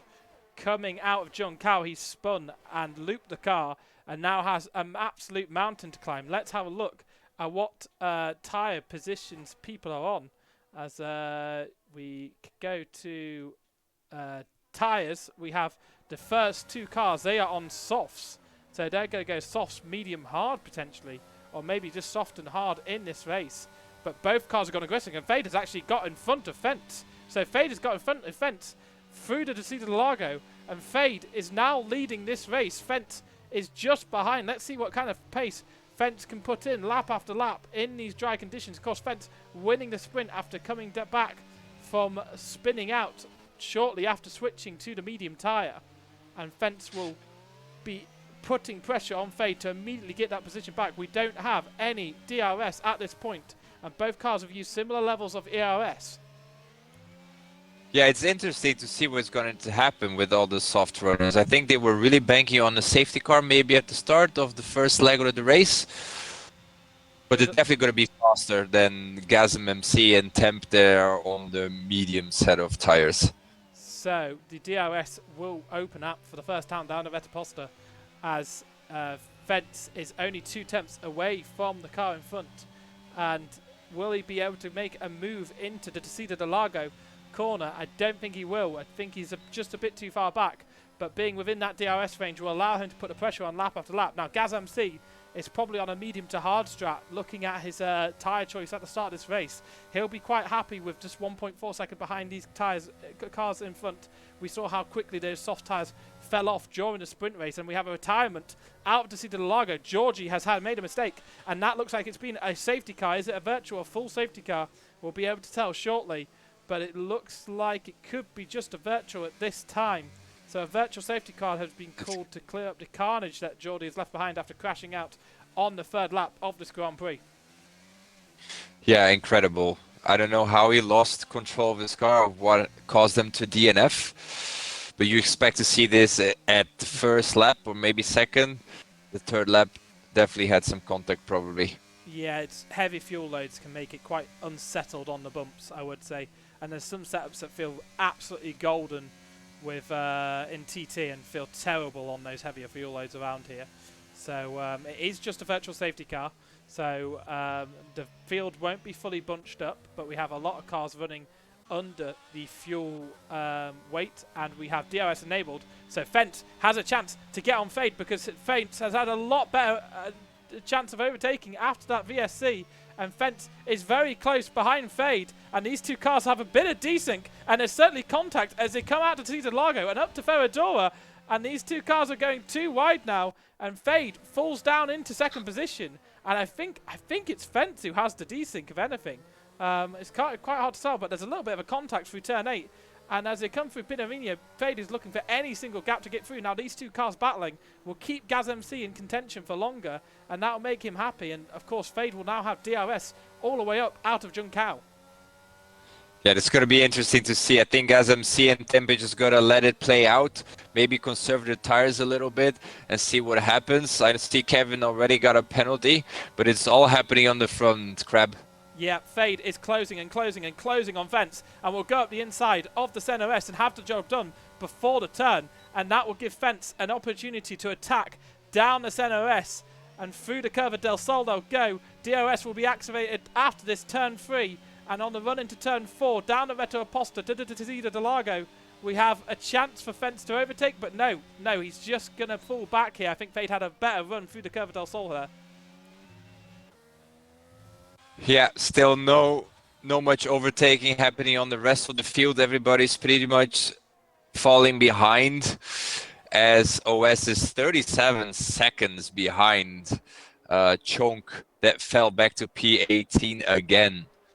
Yep, so Chonk has fallen quite considerably down the order, so must have had contact perhaps with Geordie. I'm speculating at this point. I'm sure he'll let us know what's going to happen. But he said he's going to have to make some colossal comeback today, and I think he's going to have to do it twice, as Fence is now battling with Fade through Junkao and is right on his gearbox. I think he'll have a chance to overtake down this long back start-finish straight, the series of corners really, 13, 14 and 15, and Fade just seems to have better straight line speed, even with Fence having the DRS. Yeah, maybe he overcooked his tires on the 2nd sector, didn't really get the good exit that he needed after Subido the boxes going to Arquibancada, but I think it's definitely something that will play out the next couple of laps. So in the back there, Alpha Integral has got past Dead in the Pool into the Senna S, and AJS Indian is now 1.8 seconds behind Dead in the Pool. The two Red Bulls doing well, making progress through the field. Of course, Alpha Integral starting plumb last in the sprint race. Very good to see him P6, and I see that he went for the hard strategy. He's the only one besides Captain Fox that are on the hard tires. They are going to go for grid position, or definitely if a safety car happens, they're going to be having the upper hand on the track. Absolutely, the hard tire does cause a lot of suffering early doors, and on high fuel loads it's quite difficult to manage.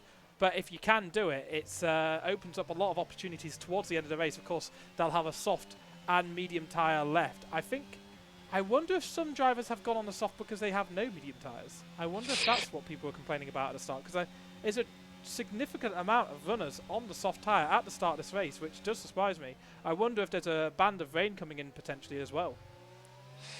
Yeah, there are two things that really can play here. Of course, the tire allocation for the weekend. So if you're running a set of mediums on a sprint race, I think you should get a new one. Yeah, I presume they do. But people are seemingly complaining beforehand. So, yeah, Strux just did a move on AJ. They put him back on P9, but they're close to each other on the same set of tires. oof, and AJ Sinden was trying to come back up through Ferrador, and he's dropped it through the second part of that corner and is now on the grass. He'll have to spot an area to come back onto the grid, and I think that's fair enough just off the racing line there, and will slot in back into 12th position. But that's disappointing from there, just a little bit offline, because Struggs gave him the chop, and his tyres have overheated and he spun around Pinarino. He's stranded in the middle circuit. The runners are able to avoid him, and now it's Chonk behind, and I think Such a shame. was absolutely stuck in the middle of the road there, not much place game, and Chonk does avoid it. Yeah, such a shame for AJ. He was doing so good. Obviously, Alpha Integral, very good driver as well, doing exactly what he needs to do, put the other Red Bull on P5. I still believe in the Red Bulls. So I think AJ can come back. Yeah, absolutely. It's a long ways to go. Only 8 of 71 laps, and now Den Pool is looking to make a move on Girion Tour, but Girion Tour has DRS from Alpha Integral after just being overtaken by the hard runner of the Red Bull. So he did make it into the sprint session just by the skin of his teeth. Well, I think there was a bit of couldn't join because there was someone occupying a third spectator role who shouldn't have been there. Right, and Fence is off. Fence is off, just lost his front wing as Temp and GazMC were putting up the pressure. GazMC was under a second from the leaders already, and I think this is Fence's race. Yeah, so that is very disappointing for him. He slots into 10th positions. He'll have to pit. He'll have a pair of mediums and hards to go onto, and he'll certainly hope for safety car to come and prove him a bit of luck later on down the line. But Temp and GazMC are now very close to Fade. Those soft tyres are starting to dramatically fall off, and Fade will be under pressure as they come down the Senna S and through the curve to Sol and Desita de Largo. I think Fade will have good pace coming out of there. We've seen him have good pace down this start of this Retta Aposta straight, and he will be under pressure massively for that next lap. Yeah, it's incredible to see how fast the soft tires are dropping off. Yeah, it's dramatic, isn't it? It's 8 laps in, and already GazMC and Temp in the opening laps were losing ground, fell to around 2 to 3 seconds behind those leading cars, who battled quite heavily, so didn't manage to extend their gap as much as they possibly could done, and now it's costing them massively as Fence has of course spun out, being pressured by the Mercedes of GazMC, and GazMC, who ran so well in the SRL-100 and has put in so much practice into this race, now has a chance to take the lead of it. And the reserve driver in from McLeod could be picking up big points for the Mercedes team today, as Chonk is languishing at the back of the field. Yeah, it's a very mixed up grid right now. To see how everything can happen on a 100% race, especially if you just done 20 odd laps, minutes before starting the real race, concentration comes really into play now. I think everybody has to dial their cells back down a little bit. Yeah, so GazMC now looking to go down the inside of Fade and maybe have the overtake done down the Retro Aposta before the braking zone of Cesar Largo.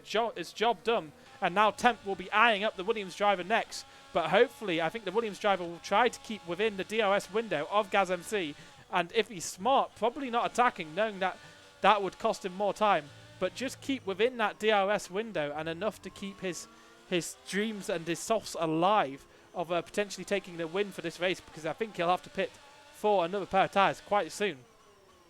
Interesting to see as well that Fence stopped for a set of mediums. I reckon he was going on a hard and try to go as long as possible and keep a set of fresh mediums at the end, maybe? Yeah, I mean, the safety car comes later on. Will he have a fresh pair of softs? He will have a fresh pair of softs because of the reset, of course. but very difficult. Geordie's left the session, but he was already retired, so no problems there, at least not for the organisation. And Temp is now going to find it very tricky to overtake Fade, because Fade is going to sit in that DRS slipstream of GazMC, and I think he's going to be too far away to make a move. GazMC still takes a defensive manoeuvre out of the Curva del Sol and decides actually he is too far back, so returns to the racing line for the entry to Syndicate, and Fade will just try to sit for as long as possible in the toe of GazMC, because that will keep his chances of winning the race alive much better. He maybe has the option to go for a pair of hard tyres and just slug it out to the end and potentially put a pair of mediums on if the safety car goes its way at some point. But that's it could be soft, medium, medium that they're running, but they don't have a second pair of mediums apparently. So maybe they're not going to be able to do that. Yeah, it's going to be interesting because P6 dead in the pool, followed by Giri on tour and George. They're all closed up together. Two running on the soft tires, one on the medium tires. I think dead in the pool is well in control over here, but he's catching up to Strugs on a set of softs. So Temp is closing down quite dramatically on Fade, and he may not be able to make a move into the center S, but will again look for that second DRS straight as a potential chance to do something. And those softs must feel like warmed up garbage for the moment, as there's a yellow in sector 2, and we've had a crash, a DNF from IBN, and it's at the end of the Interlagos here, so there'll be no overtaking into this corner, and it's way off the straight off the track, so I don't think a safety car will be called. But now I've said that, you'd expect a safety car to be called. I think he was well good on a runoff area. I don't think we have a safety car, and we don't. No, so that's been yellow cleared. flag's been cleared. IBN, let us know what's happened if you're watching along. Of course, drop us a follow if you're not already following our stream. We appreciate the follows that help spread the word. You'll be able to tune in at any time there's a stream by us. You'll be the first to know, of course, if you drop us a follow. But if you want to get involved with the Discord, if you're watching along for the first time, you are more than welcome to. The Discord link is in the description, as Temp is now battling all the way up the hill to stay within as close as possible to Fade. But you just think that Fade actually has a lot more straight line speed than the cars around him, and the fact that he's able to keep these soft tyres alive and running so quickly for so many laps, it's really, really impressive. Strugs down in 5th position, also on the softs, is already about 10 seconds away from this battle, but Temp is so close here. But you can just see Fade pulling away and having EOS to spare as well, so Fade is just sitting nicely between the two and using that DRS of GazMC nicely. But you'd have to expect as soon as he falls out of that 1 second window, GazMC will be able to pull away, and Temp will have the pace offset to make something happen. But Temp is trying everything, a peek into turn 8 and wiggling around in the Pinarino as well. He's trying everything to get an advantage here, and we have a spinner. We have a Red Bull, I believe, AJ spun just AJ before spun again. Now. So he's going to be rejoining just now, I think. But he's way off the track, and he's waiting for cars to go by. I think he'll have to get moving soon, because he does get moving. So he is. Oh, he's retired. So he's retired from the race. Maybe has damage and not able to run. That's disappointing for AJ. He'll be disappointed with that one. But we, of course, have one more race this season. One more chance to pick up a win in the SRL-100 second season. And I'm sure he'll give it all he can in Abu Dhabi in 2 weeks' time. Of course, we're off again next week. Yeah, it's such a shame. AJ's been unlucky this year. Love being his teammate as well. So I send you much love, AJ. It's all going to be a fine, my brother. Right, okay. So AJ Sinden said he's retired because he had the same thing that happened to Adam. So Adam in the SRL-50 went off the race, off the circuit, and it auto reset him just before he would have had a massive crash.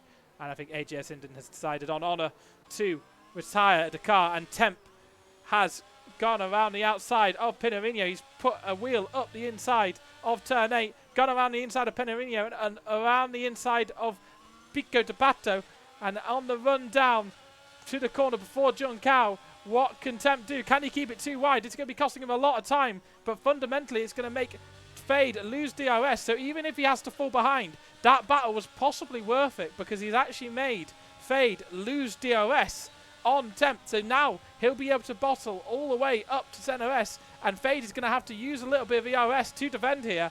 And Fade is going to be very, very vulnerable as Temp sticks a wheel up the inside of the Center S. And Temp gets very hung up on the inside curbing of that corner, turn 1. And as it comes through turn 3 and 4, it's going to be a long run down to the Desida de Lago. And Fade has no DRS. And Temp is going to try and go around the outside here. And there's contact. There's contact between the two drivers. I think Temp realizes that the contact may be on him, drops behind. And that was a frenetic bit of racing. You can see how much those soft tyres are starting to fall off now. And it's only a matter of time before Temp gets around the second place driver of Fade. Yeah, definitely, Crab. It's been an amazing lap by these two. I know Temp really needs to get clear of Fade because he's effectively racing Gas MC, who's pulling away right now. He needs to get the move done this lap. Absolutely. That does work to his advantage, immediate short-term advantage, that Fade won't have the DRS to defend from Temp. But the long-term advantage is going to be Gaz MC has a 2.7 second, nearly 3 second gap on this Alfa Romeo driver of Temp. And he's now got EOS and DRS to burn down the straight, and this will be his best chance at getting the job done as he goes up the inside. He's full car length alongside, and I think Fade is going to have to drop behind and try and hope that he has enough rotation through these two corners and traction to get into the DRS and close that down. But I think that gap's grown already too much, and 3 Temps is too far a gap to close down into Desida de Lagos. Temp takes the defensive line, and Temp needs to stretch his legs and find a pace that he had earlier on in the session to catch back up to Gaz MC, who now crucially has a 3 second lead on his Alfa Romeo competitor. Yeah, and I bet Gaz MC loved seeing that Temp, of course, used a lot of his ERS and probably wore a little more of his tires than Gaz MC at the moment.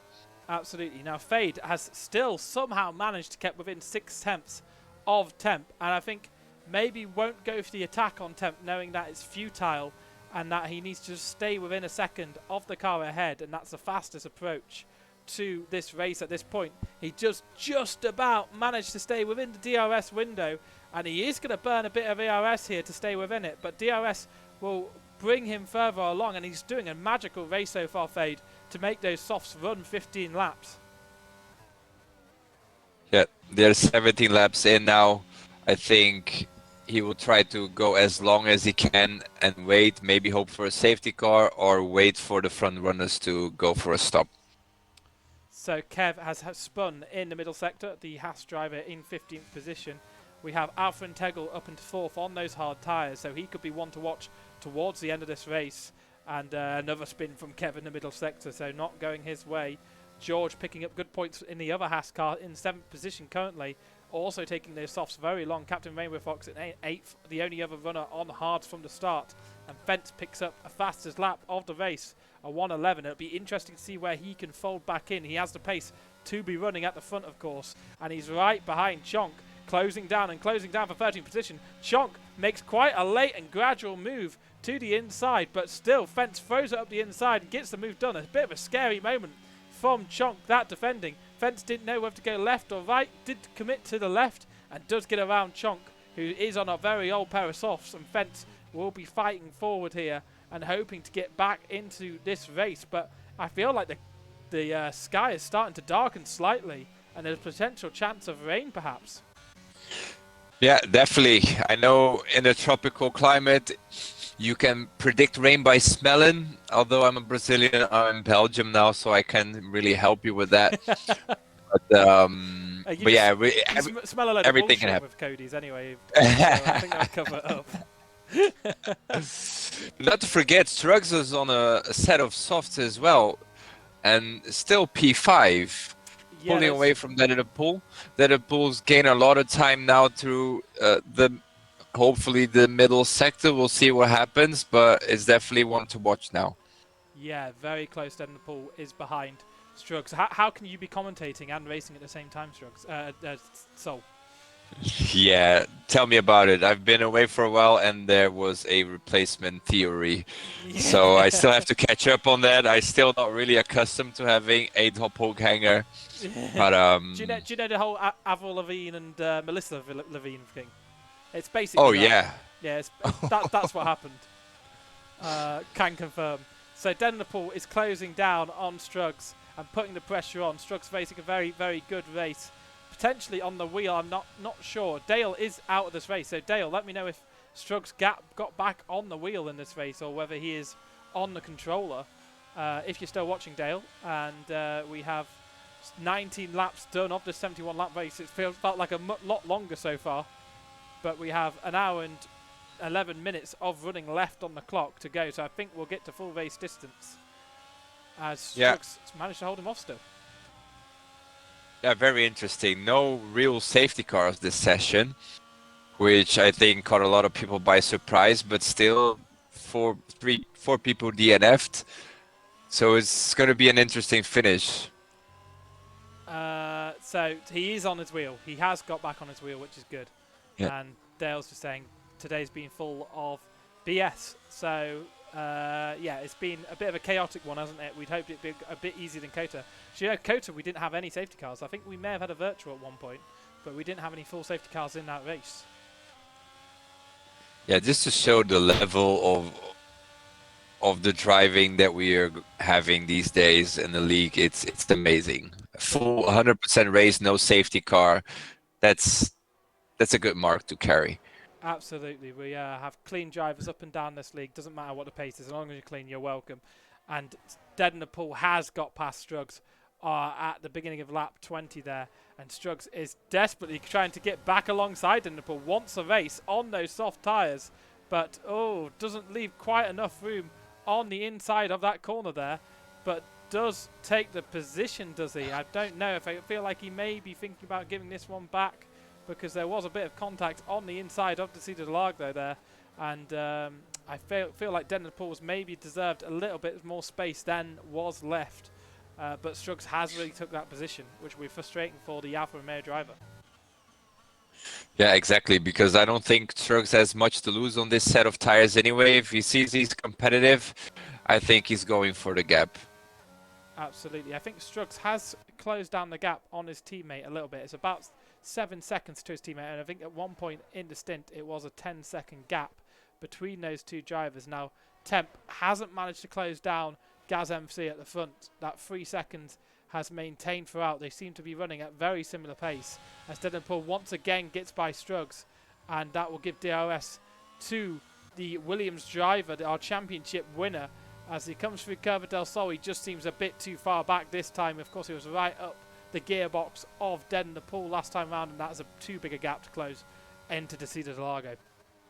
Yeah, Captain Raymond Fox just after Curva del Sol opened his DRS. He's catching up George, who is on a 20 lap old soft. So the hard runners are getting up the grid slowly, but they're getting up there. Yeah, I mean the hard tyre is woeful at the start, but those medium tyres are starting to come to the window where they'll fall off too. So and we're seeing rain. We are seeing rain. So this is why drivers are staying out for so long, because the rain was a big chance, and these hard runners won't be able to use mediums later on, of course, unless it dries up. But we have a chance of wet weather here. Let's see how quickly this band of weather sweeps into the Interlagos circuit in Sao Paulo, and how quickly it will come in. Is it quite tropical? I presume the rain comes quite quickly when it comes. Yeah, it can come quite quickly, quite abruptly, and it can come a lot. So Fox going for a move as the drops start to fall down onto the track and getting around George in 8th position. A very, very good race from George so far. Very consistent and has gap to the cars behind. Has managed to keep those soft tyres running. That makes sense to why those soft tyres have lasted for so long. I think people gambling on the softs at the start and hoping that the rain would come a little bit sooner than it maybe has done. But the medium tyre looks like it's been the best tyre to bridge that dry period to the wet starting to come up. And you see Fade struggle so much through this middle sector, and Alpha Integral on the hard spots a move into Pico de Pato and will try to go around the outside of the corner. And Struggs is off the track. Struggs on those softs, pushing them slightly too far. And I think that's the thing with those softs, is that you've got to go onto a pair of intermediates very, very quickly. And it doesn't look like the rain is very quick, coming quite as quick as they hoped it would. But I wonder what tyre he will go on for. I don't think it's not even close to Inters yet. So the soft runners are in big trouble right now.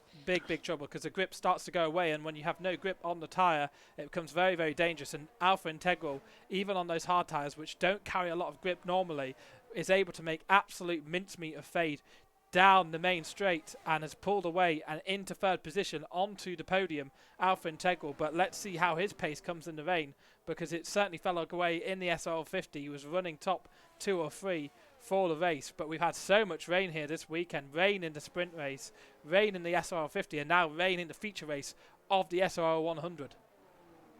Yeah, it's incredible. The can be very unpredictable racing in these climates. So I think the soft runners had by choice, but I think the hard runners gambled correctly, in my opinion, or the mediums. It all depends on how you see the strategy for yourself. But Captain Raven Fox is P6, Alpha Integral up in P3, and I don't see Fade holding on P4 for a long time if it keeps like this. Yep, so we do have a few cars that have gone into pits and gone to Inters. So Girion Tour has been on a pair of Inters for a lap. I don't think it's quite Inters weather, but Struggs decided that he needed to pit, and if he pitted for a pair of dry tyres, he'd have to pit twice because he'd become exactly onto the Inters. So now it's a case of early Esther, rain faster for the championship winner. I want to say leader. He is leading it, of course, but he's also won it. He'll be desperate for the rain to absolutely hammer it down now and make those intermediate tyres work better than the soft tyres or the mediums or any of the slick tyres. Yeah, I think it's a matter of praying now, Struggs. You see real racing pedigree in our championship winner and leader. He doesn't really seem to give up anything. No, yeah, he is. He has absolutely got racing pedigree in him, and he's doing so well on the wheel. He'll be gutted that he dropped it on the softs after taking them so long. He'll be gutted that when the rain has come, he's not been able to stick out there for as long as possible. And we don't see any of the top runners pitting. Oh no, we do see a Haas pit, so that must be the Haas of Kevin. So he's a lap down, and he is deciding to pit for a pair of intermediate tyres, presumably, unless it's a wing change. Let's see how he's doing. It does look like the Inters are being bolted onto the Haas car, now down in 16th position. So languishing at the back, unfortunately for him. But still in the race, so who knows what will happen. But certainly a lap down, which will make it very, very difficult to come back in this race later on if there's a safety car. Now, George, the other Haas runner, has gone into pits, and he's looking like I just think it's too early. I usually... This is how I gauge it. There's usually a little bit of a speckle just in front of the car if it's time to go onto intermediates. Just a little bit of a kind of glitter, kind of Twilight vampire kind of effect going on the floor if it's the time to go to intermediates. And I don't personally see that at the moment on the stream. I don't know if that's just because I'm on PC now and I don't see that, but I don't think it's quite right at the time. But of course I got it completely wrong on the call in the sprint race. I said it was the wrong time to go, and it was absolutely the right time to come off the intermediate tyres. So what do I know? But Chonk also going onto a pair of Inters, and cars starting to struggle. Gaz MC from the lead. Right, okay, so cars are starting to think it's time for Inters. Yeah. Temp does the opposite. Temp tries to stay out for another lap and see... Yeah. The last three laps, the pace went from the 113s into the low 115s on the medium runners right now. Right, Most people gave time to change for Inters when DRS is turned off. Yes. A lot of people go by that, or as you say, a little speck of shiny things on the nose of your car also, and a lot of course, feedback, feeling what your car is telling you as well, of course. So Temp is the only one at the top 8 to stay out, top 9, top 10. He's the only one to stay out at this point and seeming to struggle through this middle sector. So I think the crossover period is around a 1:16. Mr. Borbagui gets a 3-second time penalty for multiple track limit infringements. And we have Temp trying to do the overcut on Gaz MC. And let's just look at that interval. Is it going up? It is seemingly just cropping up. But I think Temp is going to have to pit because it's not making the time that he expected to do. But absolutely full credit for him for trying to brain it an extra lap on this pair of medium tyres, and it looks like he's going to come into the pits now, and let's see what kind of damage he was able to do. Does he get it slowed down in time? He does get it underneath the pit limiter, 80 kilometers an hour at this Interlagos circuit pit lane, and it's a quick entry to the pits, so hard to get it down to the right speed in time, and we'll have him go on the pits on the fresh pair of tyres, the Alfa Romeo pit stop right near the end of it, and I think Gaz MC is going to retake the lead of the race, but how much will it be by? Has Temp extended the gap or brought the gap down, brought the gap up by staying out a lap longer? It's currently at 3.5 seconds to gap, but I think it may be a little bit higher than that, truth be told. I think Gaz MC picked the absolute right time to cover off Temp, and Temp does slot back into second position and is now in 4 seconds behind Gaz MC, so loses a second through that pit stop phase. Incredible! This is amazing racing to watch. Alpha Integral Strategy. third as well, and let's see what kind of pace he has. It doesn't look like the wettest track in the world, to be honest. Very few puddles of foam, so it's very slowly getting wetter. Yeah, everything can happen. I think it was a gamble on the Inters already, but the slicks wasn't really doing anything anymore. So in the SRL-100, I actually went a lap longer and pitted a lap later than Gaz MC, and in that time a safety car came out. So that does help if you are able to kind of pit later, and then a safety car comes out. Of course, people are limited under safety car. And have you just left the session, or have I just left the session? I left. I got kicked out, but I'm back in. Are you back in? You got an invite? Yeah. Right, okay, good. No, I just joined. Oh, okay, that's good. So I just joined.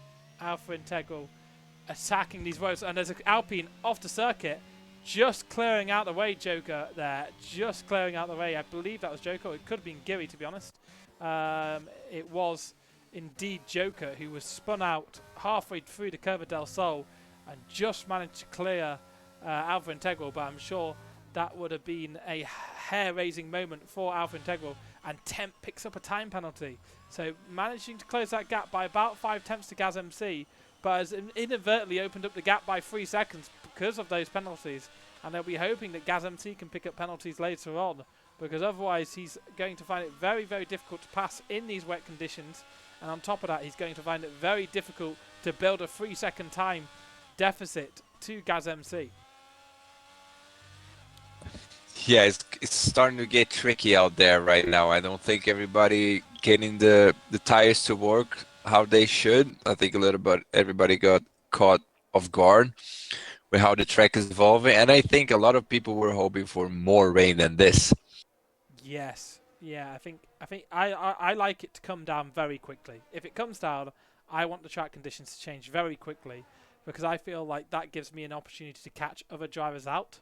If I pit early and change tyre and get the call right, then it gives me the most margin over other cars. I don't love it when it just carries on forever, slowly coming down or very slowly drying up, because it's so hard to judge at that point what the crossover period is. I'd much rather it just change conditions over the course of 3 or 4 laps than change conditions over the course of 20. Yeah, I think I prefer that as well, because that can make you a little bit insecure about your strategy still, and it can leave the door open for gamblers as well. So if there's people that are really smart on their strategy and they gamble right, it can completely change the race. But me personally, I don't like that. So, as we have Fade in 4th position, he's doesn't seem to have much pace in these wet conditions. 8 seconds off of Alpha Integral, and a further 5 seconds off of Temp. So not seeming to have the pace. Temp is slowly bringing that gap down, but Gaz MC seems to have got a bit more confident on his intermediate tyres at this stage. So Gaz MC just managed to hold Temp at arm's length at the moment, which is very good for him if you don't have a car behind hassling you. It does give you a little bit of breathing room to make a little mistake and fight back from it and get the pace up a bit higher.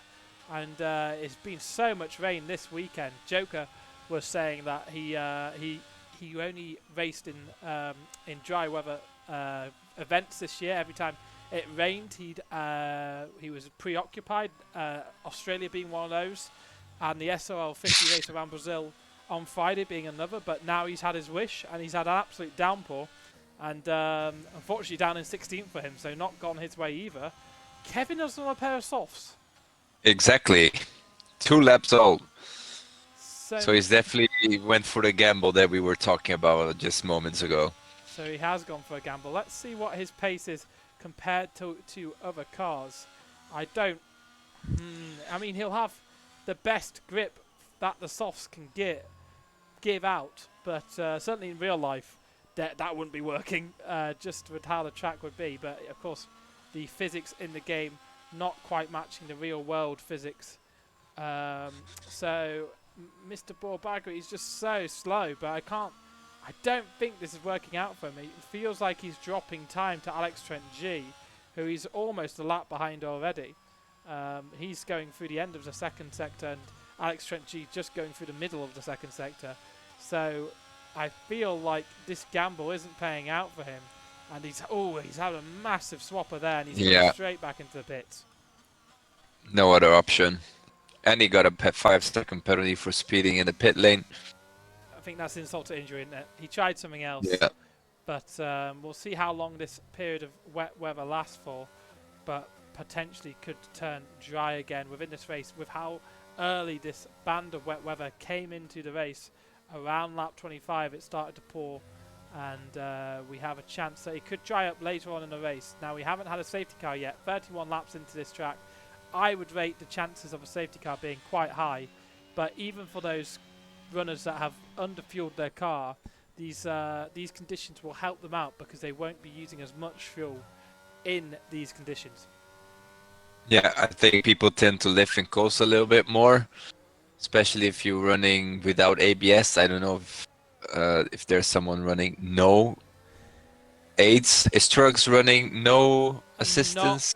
Not on wheel. No, he runs no ABS, of course, on controller, but not on wheel. I'm trying to think of someone else who might. I think Fade also has ABS turned on. Okay. I don't know if there's actually anyone in this field running ABS off at the moment, but there certainly would be. Blubberbump is an all-assist off kind of guy. Runs in the SRL-100, obviously not racing today. Maybe you're watching along now, so hello to Blubberbump. And Strugs did make a move on Gibby there.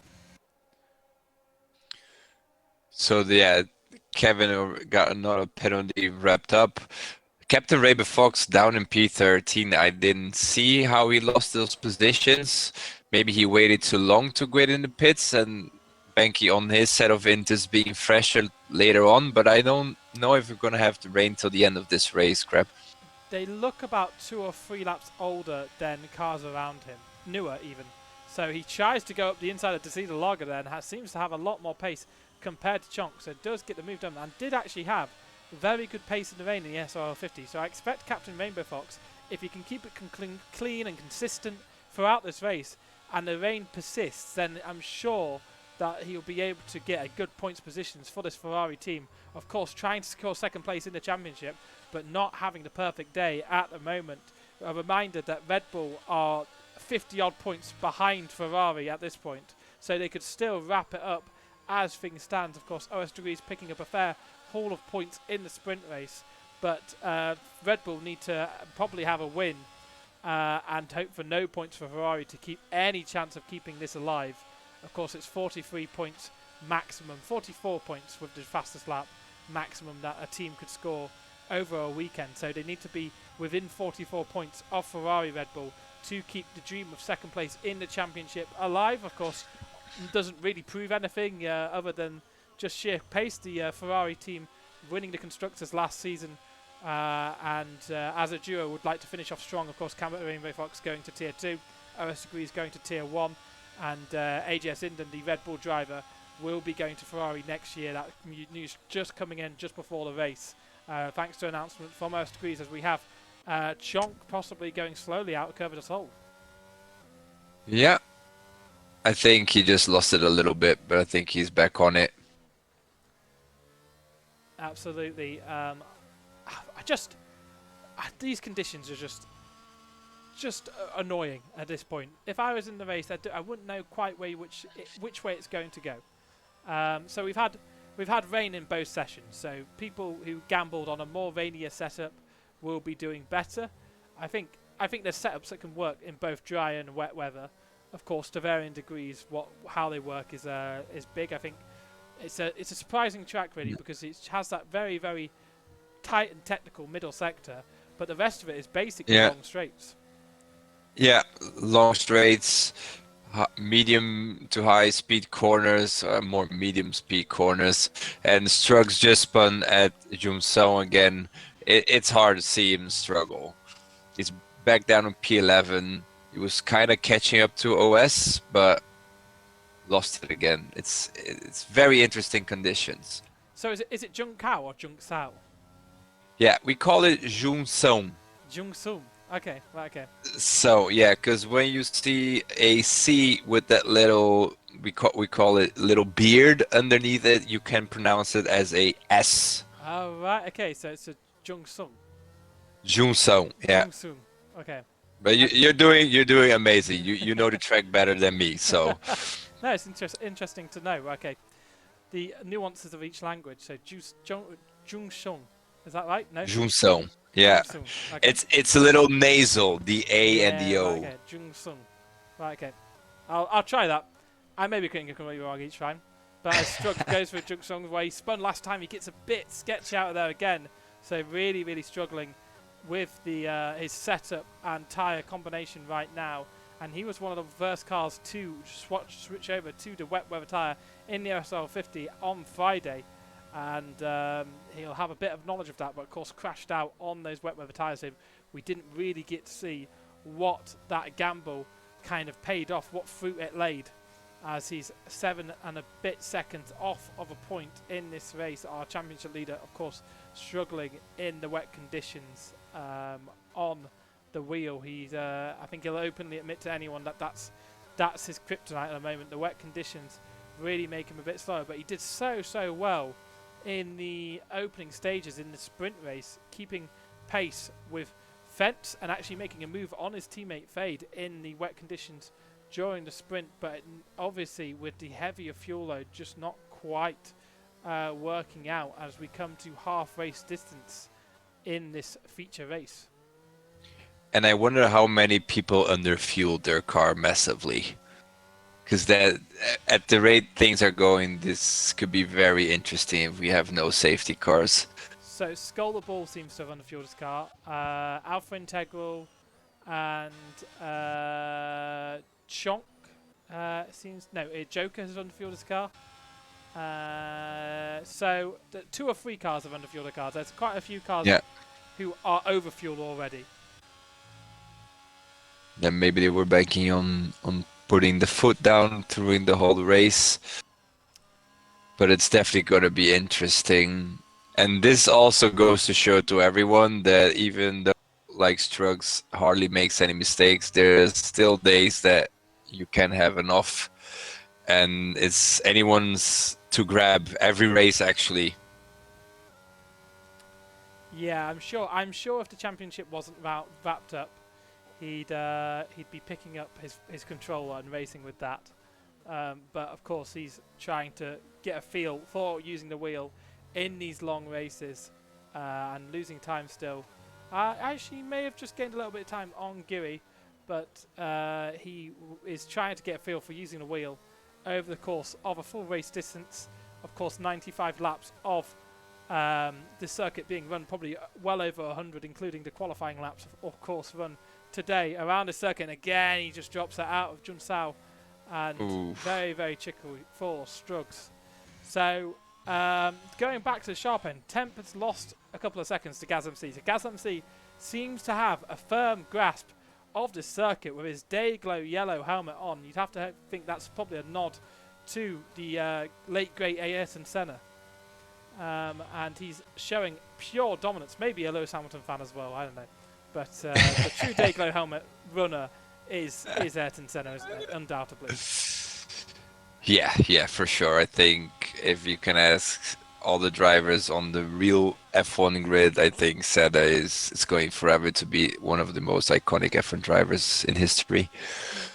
So, Temp catching a car, it's a Mercedes. For a second he may think, oh, what's happened to Gaz MC? It is Chonk being lapped here and not having much time on the game recently, preoccupied by real world events, so not having quite the pace that we normally expect. He had an amazing start to the session, but he's certainly showing his last to first to last challenge is on. and he moves down into 14th position. Of course, already in 14th position, being lapped by second place runner here. And next up will be Alex Trent G for Gaz MC, as the McLaren runner is just down at the bottom of this valley that we are running through. We are on lap 38 of the feature race of the Sao Paulo Grand Prix, round 13. Only one more round left next weekend, and I think Fade is probably doing enough here. He certainly is doing enough to wrap up his second place in his championship at this point. Fence has got up to 5th. Fence, we've kind of slept on Fence, haven't we? Because he fell well down the order, but he's crept back up into 5th position here. Yeah, I was just analyzing times and Fence, but I think the real winner is Gaz MC for having Temp and Fade battling out for 2 or 3 laps. That really kept them clear for Temp. I think they went right a lap and then a lap later for the Inters, and yeah, being pretty dominant. But it's interesting to see if Fence can catch up with Fade. Yeah, so Fence in the AlphaTauri having a good run here. Made a mistake on the soft tyres. Was it the soft tyres? What did he make a mistake on? That was Strux who made a mistake on the soft tyres. Strux, yes. He span out early doors on softs, though. He did spin out on softs and had to go on a hard because he broke his front wing.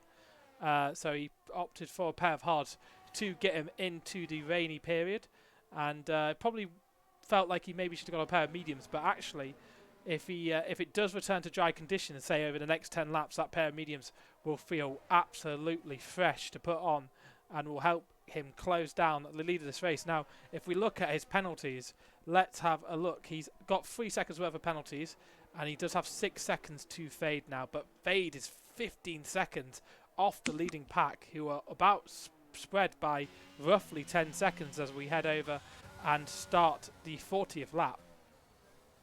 Yep, exactly. But I don't think we're gonna see some dry compounds anytime soon. It seems like the rain is getting thicker.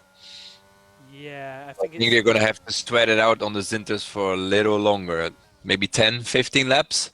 Yeah, we don't have any data for how this will go. So if anyone's watching along who was privy to the weather data at the start of the race, please do let us know if it was expected to return to dry conditions at any point in this race. Of course, we started in dry conditions, and I was pondering why so many drivers started on the soft tyre, but I think they expected the rain to fall maybe 5 or 10 laps quicker than it did, and when it did come, it was a very gradual change over to Inters, which I think hurt the soft runners because their tyres went off a bit quicker than those on the mediums and hard slick tyre. So they sure did. Temp is 5.2 seconds behind Gaz MC and just slowly losing a bit of pace to Gaz MC. I think Gaz MC has probably stabilised that gap mostly. I think he's not using as much EOS as the car behind, so he's probably quite happy with 5 seconds and doesn't feel the need to push it any further. Of course, with 3 seconds being applied in penalties to Temp, Gaz MC, if he keeps it within the white lines, will be able to keep a big swing of lead. So even if he made a mistake, lost 5 seconds, he still have that 3 second penalty Temp and still not be in the lead of this race. And Captain Rainbow Fox picks up a penalty of his own, so he now has 3 seconds for corner cutting. Yeah, mistakes are beginning to happen, aren't they? Certainly are. Mr. Borwagli's on 26 seconds worth of penalties, so I'd say he's going for a new record. And I know he's always had a friendly rivalry with Louis Rivest. Louis Rivest not racing this weekend, but did race at COTA and was disqualified from the session for picking up too many time penalties. So Kevin showing anything you can do, I can do better. And picking up 26 seconds worth of penalties, he'll be desperate to finish the race and keep ahead of Joker. Now, Joker is roughly 24 seconds behind, and I think Joker has maybe made the switch to the wet tyre here. Let's have a quick look at the tyre telemetry. Yeah, it's really going to be interesting because I think the Inters were going to start to fall off anytime soon, and it's starting to rain heavier and heavier. So Joker is a race winner, of course, in the SRL. Did you hear that he won at Monza? Did you see any of that event? I think that was right around No, the I time that didn't you went see. away. But Joker, Yeah. oh, it's an absolutely crazy event. I'd tell you to go back and watch the last 3 laps, but my mic is absolutely atrocious. It was the race before I upgraded all my gear, and I'm kind of gutted about it because Joker, Fade was in the lead of the race basically. Skull the Ball makes some moves, takes both of them out, and there's a late safety car, and suddenly Joker out of Oh. nowhere has no penalties and wins the race. It's a crazy one. So he's a race winner in the SRL and does have pace. And there's quite a few cars actually going to wet weather tyres here. Alpha Integral and Alex Trent G going for wet weather tyres. So we'll keep an eye out on Alpha Integral and see whether he can close down the cars in front. But Fence has just got Yeah. into 4th position. Interesting strategy from Alpha. Do you know? Do you happen to know if AJ is engineering for? Probably is, right? I presume he is. We haven't heard a lot Yeah. from him. And Yeah. AJ is a crack of an engineer. I presume he is. I'm not. I mean, he hasn't left the session, and he's the host, so he has to. He has the honour of staying in the session, even if he crashes out. Yeah. But I'm sure he'll be doing a good job at engineering for Alpha Integral and try and bring home points for that Red Bull team. As Fence is really struggling on those intermediate tyres, and I think the crossover period to wet is the time is nigh. Now Gaz MC doesn't pit. There is a Haas going into the pits. That's Mr. Borbagri. It'll be interesting to see. Joker's off. Joker's off, right? Okay, I was going to say it'd be interesting to see what the gap between those 2 cars are. As Jonk crashes out of the race. Jonk has crashed out of the race. No, he's DNF'd in the pits. So I think he's not crashed out of the race, but he's DNF'd in the pits. Mr. Borbagri is wearing the fish helmet, so sucks to be him.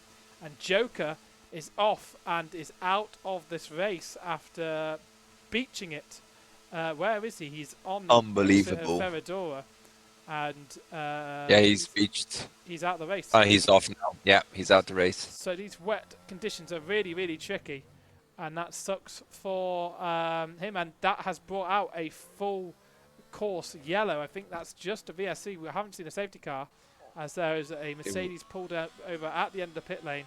Can't see the safety car on track, and we return to racing conditions. Temp picks up a drive-through penalty for speeding under VSC weather conditions. So his grasp on second place in this championship, in this race rather, is falling away because he'll have to serve a drive-through penalty, and it's quite a slow pit lane here, and he'll probably serve that sooner rather than later, so he'll be absolutely furious with that.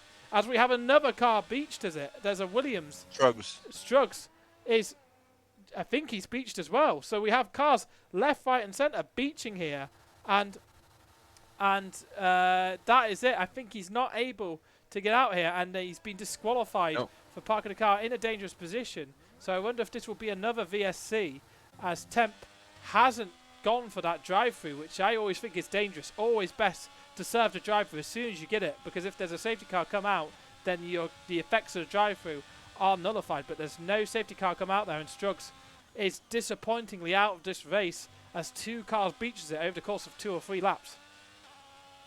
Incredible how fast things can change.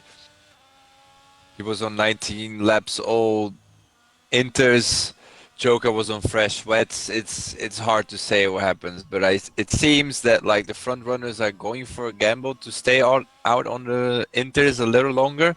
But of course, it's Gaz MC's to lose right now. Yes, it is Gaz MC's to lose. He just needs to keep it on straight now. But I think he knows he doesn't need to keep the pressure as high. But he is almost at the point where if he pitted Gaz MC, he would be losing a large amount of time to Alpha and Checo. I think Gaz MC should pit this lap. I absolutely believe Gaz MC should pit this lap. Yes, he's lost time to Alpha Integral, but staying out on those inters, he'll need to pit again at some point. And again, he stays out. Again, he stays out. And now Temp will come to the pits. He'll have to serve a drive-through, which will make him remain in second position, I believe, with the time gap he has. And then he will have to probably come in again and change tyres. So that could see him fall down into 4th position as Mr. Borbagri picks up another penalty, probably skyrocketing the penalties at the moment. But that's disastrous for Temp. But now it's all lies whether he can stay out in front of Gaza of Alpha Integral. He can, but I'm sure he'll have to pit again as he's about to be unlapped by the McLaren of Alex Trent G, and I believe the Haas of Kevin as well. So Temp is now trying to get right back by Kevin immediately, but he just has absolutely no no chance. He rejoins the circuit straight in front of Kev. I don't know if that was a bit of an unsafe rejoin there to boot, but things are just falling away for Tempe. Yeah, I think Kevin kind of saw that coming, but still was a very quickly unsafe rejoin from what I saw. Kevin is a good sport. I think he knew he got blue flag. So, but still, now it's Alpha Integral that can capitalize on this. Absolutely. To see how much time he's gonna get after Gasm pits. Yeah, so does Gaz MC come into the pits again? He doesn't. So I think Gaz MC has now committed to staying out on this intermediate tyre. He doesn't want to go onto a pair of wets, and he wants to stay onto the intermediate tyre, and has a feeling that the rain may get heavier for a period of time, but if he pits twice, he's just struggling so much through the Curva del Sol. He's really dying. I think by the end of this lap, Gaz MC wouldn't be able to pit and stay in front of Alpha Integral. So Alpha Integral has worked himself up into a really nice position here. Yeah, kept it consistently clean, worked his way up. The gamble on the hards definitely worked for him, and now he can capitalize on Temp on his drive-through. So Temp is now 21 seconds down on Gaz MC, and also hasn't pitted for wet tyres. So Temp trying to stay out as well. Now, maybe Gaz MC doesn't want to pit because he doesn't want to fall behind Temp, and that maybe he's got his eyes on second position. But I think he needs to be scared of third position. I think over the course of the next few laps, it will get wetter and wetter and wetter, and those intermediate tyres, you know, it's lasting for upwards of 25 laps on a tyre that just isn't suitable for the conditions. If it was maybe 4 or 5 laps, I feel it's worth the risk, but for this long, it's not, and the gap is about 24 seconds as it stands, and Gaz MC doesn't pit. So Gaz MC, I think, is definitely sticking to these intermediate tyres, but he put them on lap 20. He's surely got to pit for them anyway. I think they'll grain up. I think so, but it seems that he still feels comfortable on the intermediate tires, and when Alpha Integral finally got his wets to work, he was 23.4 seconds behind. He's now 22.7. So I think he's okay with how things are going right now. I think he can wait and see what Temp or Alpha will do now. He'll certainly hope that Temp keeps Alpha Integral behind for as long as possible and slow up Alpha Integral. But Temp and Gaz are running very similar pace, and maybe it was the right thing to do to stay out on these intermediates, as we have a spin, and I think Scholar Bull is just spun out and getting out the way of George there, and he falls down into 7th position and goes for a pit. Has he got a broken front wing? I presume he has done if he's gone straight into the pits after that collision with the wall. So the Aston Martin driver in for Louis Rivest this weekend, falling down into 8th, 9th position, possibly 10th after this front wing change. It's going to be a lengthy one. Oh, yeah, it's going to be interesting. And Alpha Integral is not closing in. No. Or contrary, Temp is closing the gap down to Gasm. Yeah, absolutely. So Gaz MC and Temp both deciding that the intermediate tyre wasn't worth changing off of. And Alpha Integral desperately trying to put the pressure on, has a back-running Haas in front of him. He'll want him to skedaddle out the way as quick as possible. But actually Kevin running with some decent pace in these conditions. But we'll want the clear air so he can help close down those cars in front. But it is only just about 5 tenths over the last 2 or 3 laps that Alpha Integral has gained on the leader of this race. Yeah, as I am seeing right now, Crab, as well, we're having lighter and lighter rain. Puddles are starting to go away from the track, so you bet there's slicks in the course of the 7 laps? Possibly. I mean, the wets would definitely be the wrong time to go on, and Alex Trent G has pitted and returned to the intermediate tyre, so he has decided that the wets were not the gamble worth taking, and it's going to be an interesting one. I think Alpha Integral, but maybe kicking himself that he fell so into the wets, but actually the wets are still slightly closing on the inters. But I feel like the pace that the wets have over those intermediate tyres, and the fact that the intermediates are 21 laps, about 15, 16 laps older than those wet tyres, so they'll have a pace advantage anyway built into them because it's used rubber of those inters that will be a bit slower. But the fact that Temp is managing to keep the wets at bay, I think the wet tyres are certainly the wrong tyre to be on, and I wouldn't be surprised to see the cars of Fence, etc., fall on back onto those intermediate tyres soon. Yeah, it's an interesting one because of course we don't have access to an engineer or our new Mark, as we'll say, they can give you any type of idea how long the rain is going to continue. But if you feel that you still had the pace on the inters, I think the gamble paid off. So Fence and Fade, they've been at it since lap 1, and a little bit of contact through to see the And there Interlagos. he Two goes. cars are battering ham and tong, and Fade is going to try and stick it up the inside of Ferradora, and it's so difficult to go too wide through here, but they leave each other just enough space, and Fade will retake position into turn 8. Does Fence keep it up the inside of Pinarino? He does, but that will become the outside of Pico de Pato, and that is a real pinch point for these two drivers as they go too wide all the way through the second sector, and the inside now goes to Fade, and the inside goes to Fence again, and I think Fence will just about win that battle out. Some fantastic racing from those two drivers.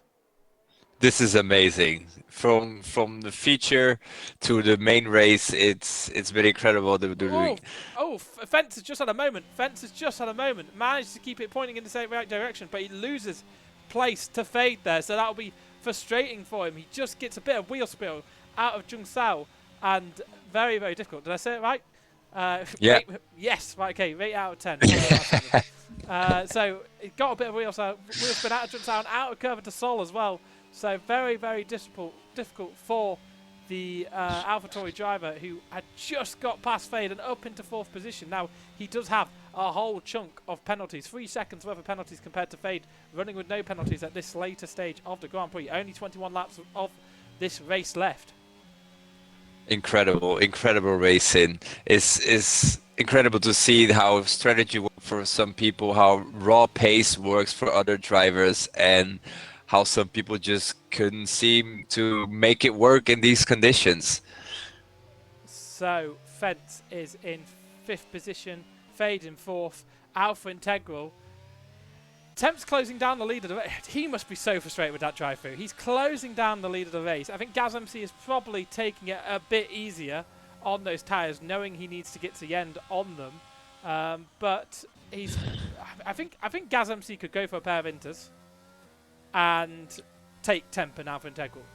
So I think SMC will still bank on the fact that we're going to see slicks at some point. There's still 20 laps to go, Crab. Yeah, I mean, the weather does seem to have improved, and I don't see many I do see raindrops, but I don't see as many as I did, say, maybe 10 laps ago. So I think the heavy conditions have gone, and we do actually see a Haas in the pits again. It's Kevin for his 17th stop of the day. And he's onto the intermediate tyre. So he is down out and hasn't had a good day today at all, to be honest, for the Haas driver, Kevin. At least he's got a teammate running in the points, George, reserving for Wool last minute. So thank you very much for George for being on standby so late and joining so late. As well to Skull the Bull, who also joined very late, and Gibby on tour joining late on the sessions. However, reserve drivers, of course, were Dale and is that it? Just Dale? I think there's one more elsewhere. Gaz MC, of course, the race leader. Gaz MC. As we have someone called Brad Mason join. I don't know what he's doing, but he's joined. So Gaz MC is now, I feel like he's just managing that gap. Yeah, I think he's trying to stretch those tires, hoping that he can go on slicks as soon as possible. And he knows he has the pace to win this right now. But it's going to come down to the crossover period again. So we have roughly 28 minutes of racing left here, and we're coming close to the 3-hour limit, but I think we'll just about squeeze into it. At a 3-hour limit that we've introduced since the last race because it ran so long. And Bentz has decided to switch for the Inter tyre, and he'll lose a position potentially to George here. No, he doesn't lose any positions. So Fent squeezes back into 5th place and hopes that the Inter tyre will take him to the end and will gain a lot of time on the cars around him. It would be interesting to see the pace offset between these drivers. Yeah, I'm curious to see how Fence thinks he can build that gap back up, or if Fade will react to his pit stop this coming lap. So Fence has already took a second off Fade in this middle sector. So it's absolutely clear that the intermediate tyre is the best tyre. Alpha Integral has fallen about 8 seconds off of Temp, and Fence is now 16.5 behind Fade. So this intermediate tyre is absolutely coming alive, and the time to pit is now. And I think Fade will have to react now, staying out on the wet tyres. So Fence has already closed down 2 seconds on Fade. So you'd expect at that rate of closure, Fence would be able to pass Fade quite nicely on 10-lap newer intermediates. And the conditions are certainly intermediate weather. Maybe Fade hoping to stay out and get the switch to mediums done without the extra pit stop, but be on the right tyre at the right time was Senna's mantra in 1993 at Donington, when he took an absolutely memorable win, his final win in Formula 1. And it was being at the right tyre at the right time, and Fence decided there's no point languishing around on these wets when I can have so much more pace on these intermediate tyre. And now he's well and truly in the undercut area for Fade. So I think he'd be able to undercut Fade if Fade pitted now. And possibly Fence has eyes on that 3rd position on the podium still in this race. Yeah, Fade needs to stop now if he still wants to have any chance of fighting back with Fence, because it's going to be a hard one to get back up. So Degrees has pitted, so has Girion Toll, so Scholar Ball, Captain Raymond Fox, all going for the intermediate tyre. And Alpha Integral, Gaz MC, I was starting to question why he didn't pit, but it was absolutely the right choice. And now Gaz MC could pit for a fresh pair of intermediates and have a huge pace advantage on Temp. So I think one of these drivers will certainly pit for a fresh pair of intermediates soon enough. Alpha Integral is down 10 seconds away from Temp, just falling away. And I think he's got to have his eyes behind, because Fent is going to be very, very soon, if they carry on these tyres within that pit stop window.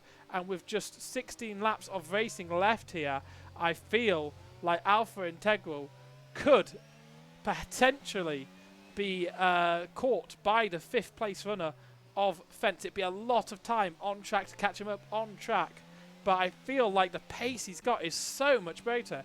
Only 10 seconds is the gap to Fade now, and Fade's kind of a pretty consistent gap with Alpha Integral. These intermediate tyres look absolutely on fire with these track conditions. 9 seconds now, a second down just in my dribble that I was talking there. 8.5, 8.4, those wet tyres are toast. Yeah, Alpha Integral is coming in. So Alpha Integral. Fade is after the Junção now. Let's see what he does. But Alpha Integral is in the pits. He knows he can't stay on this any longer. And Fade is possibly going to try and stay out a lap longer. Yeah, so he's going to try and stay out a lot longer.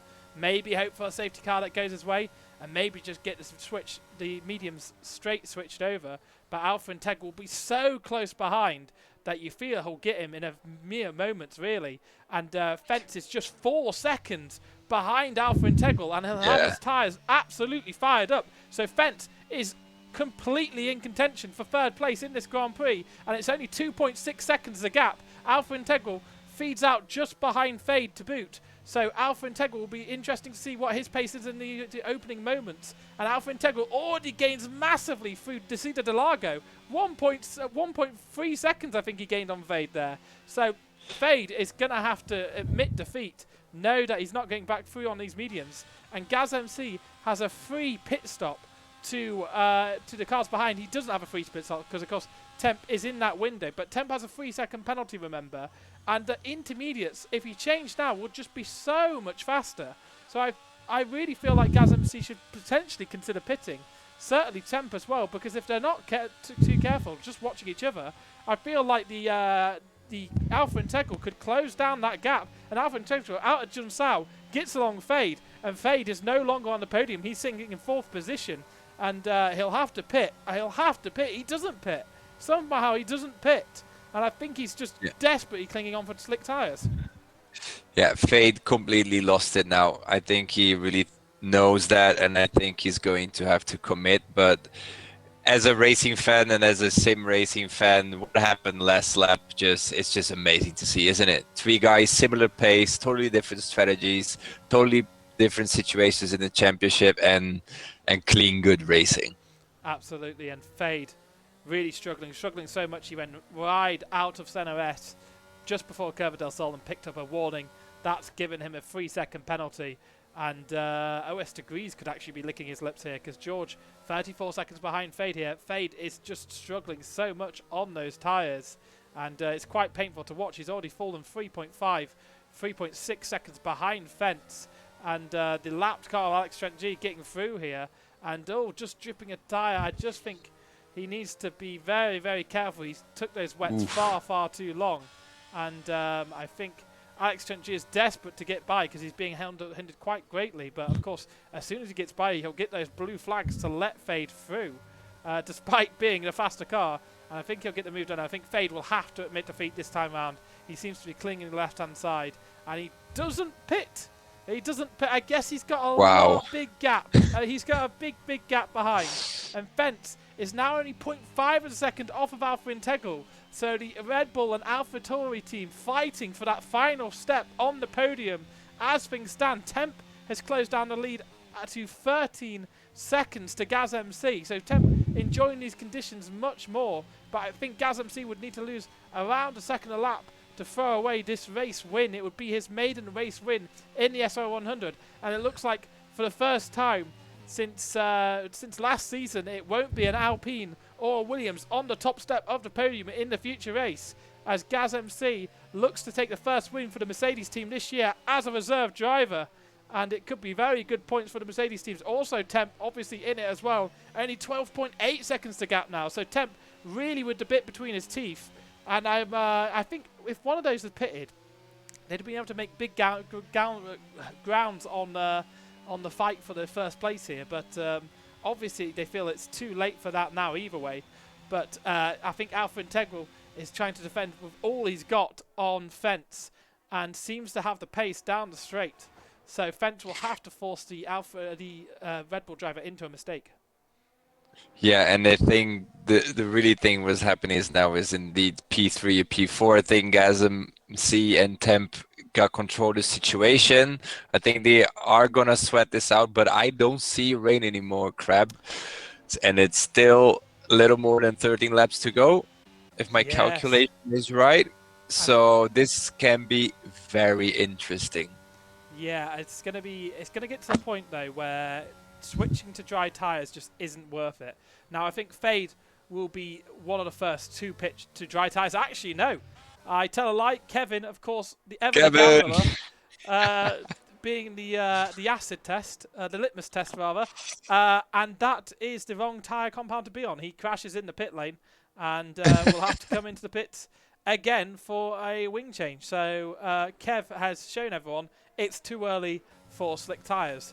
So Gaz MC is in the lead of the race only by 12 seconds. I say only because that was about 10 seconds more, only 10 or so laps ago. Alpha Integral in third position has better pace than the cars in front, but it's not dramatically better, despite the offset of tyre being a roughly 28 lap newer than the cars ahead.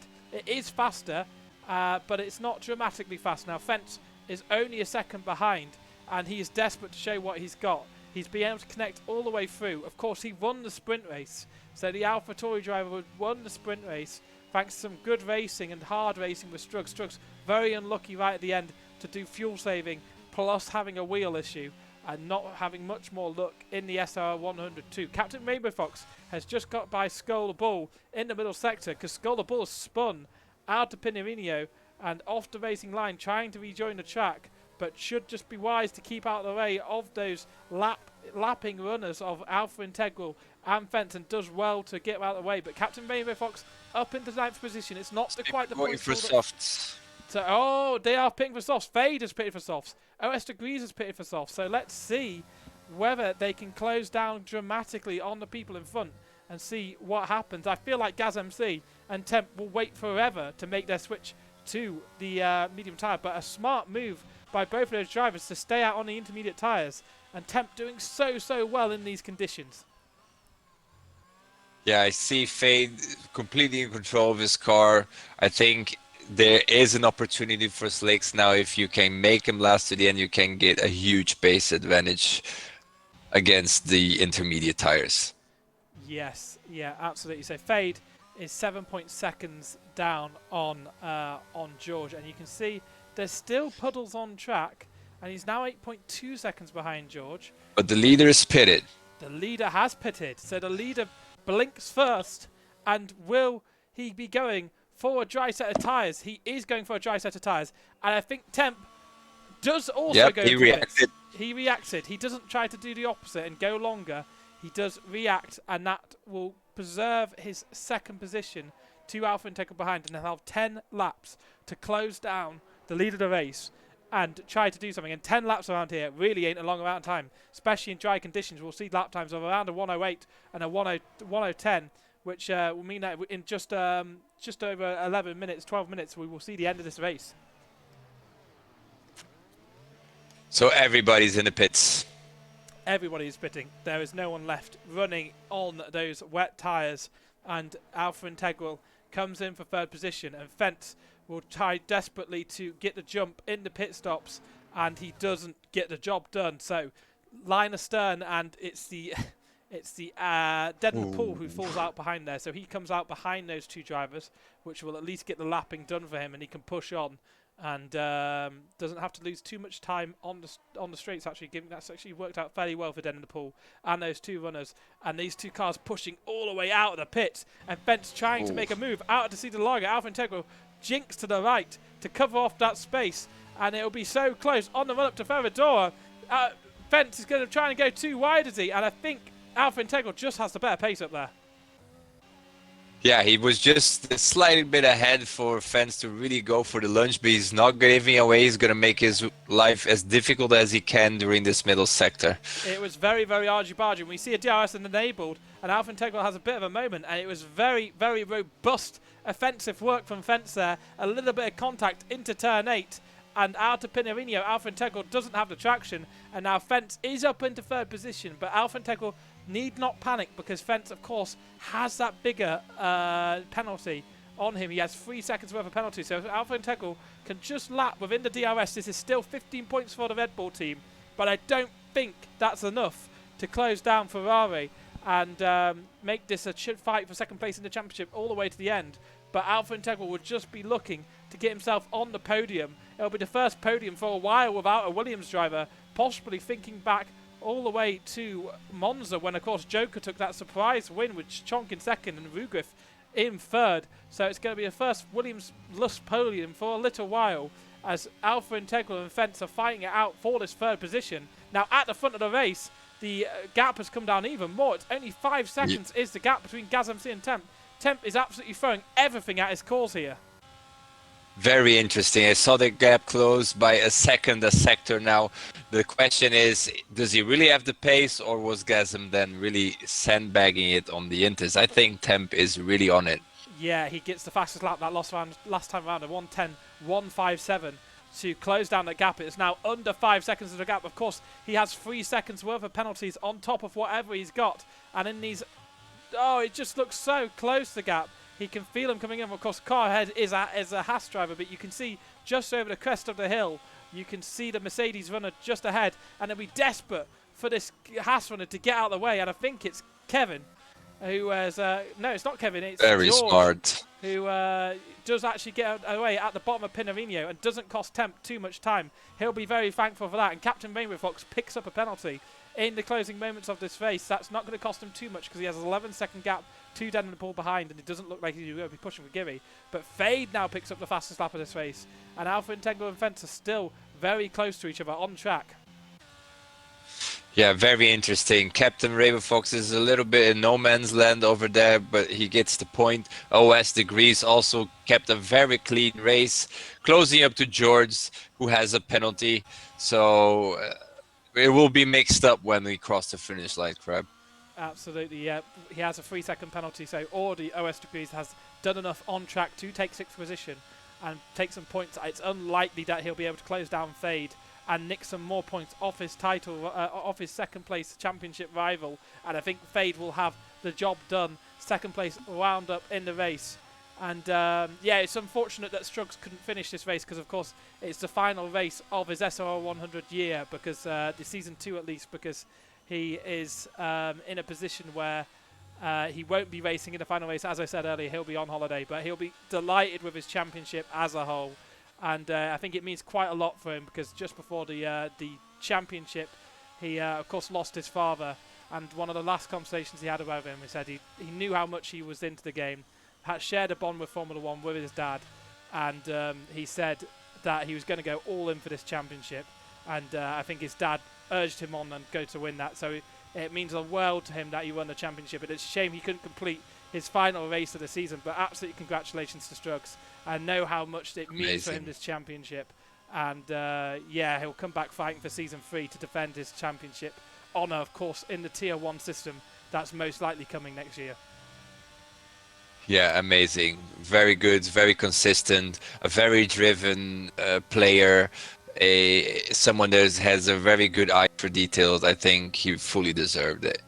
Absolutely, no one has shown pace like Struggs in the SR100. I think he has all of the most wins, most poles, all of those statistics wrapped under, and he's only been racing here a season. Of course, the SR100 only 2 seasons old, coming to the culmination of the second season.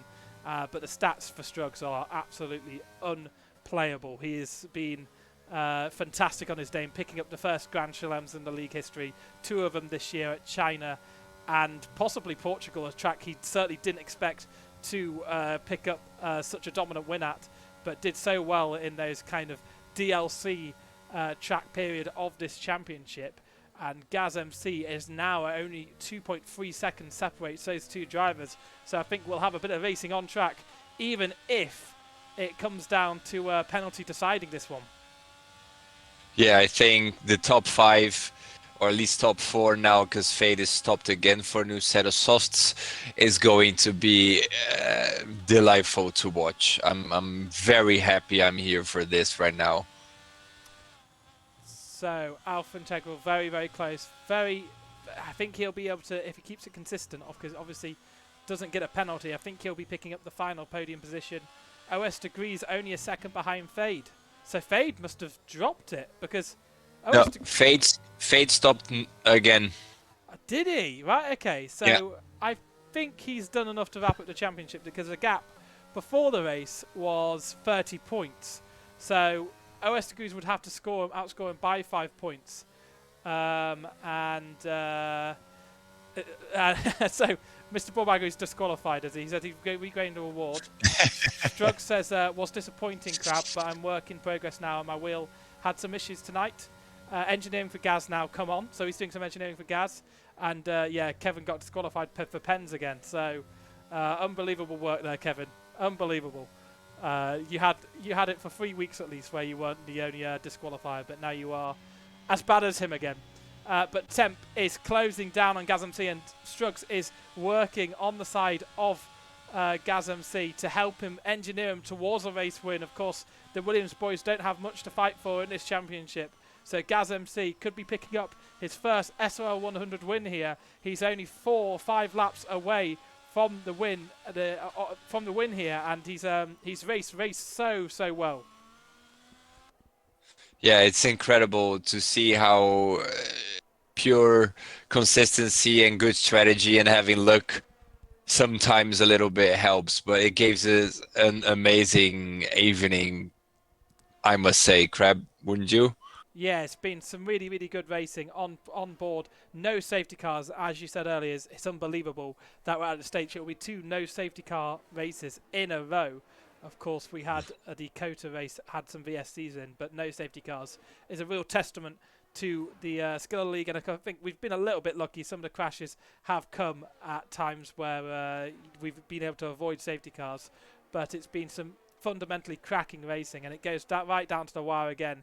Temp will have to do something magical here to get this win off Gaz MC, but the pressure will be all on Gaz MC's shoulders.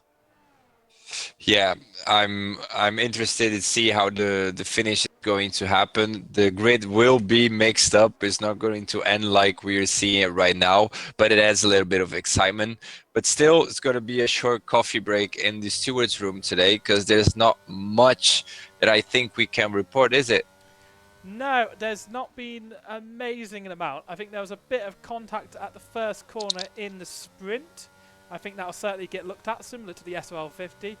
I think there was maybe a moment where someone ran a bit of contact between Fence and Alpha Integral during that move, maybe thinking back, but I don't think it will cost anything on track as they stand at the moment. But we have got to a point where we won't see a safety car, so no safety cars, 2 races in a row. I think everyone can be proud of themselves for that, and Gaz MC has raced lap after lap, making next to no mistakes, and shows his absolute consistency and prowess here, as there's 2 or 3 laps to go, 2 laps after this one, and we have a yellow flag in Sector 1. I think Scullable has retired from the race, so Scullable Yeah, retiring in 12th position.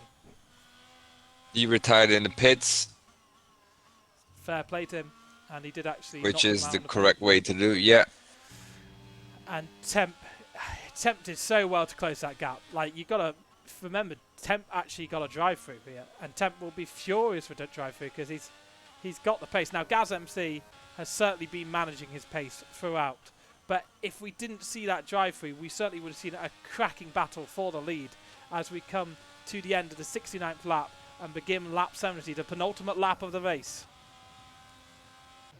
yeah, it was a very eventful race. It was a very tricky one, and to see so many different battles going on, I feel like we missed a lot of stuff as well, Crab. But I mean, we don't know where to look at some point. It's too much action.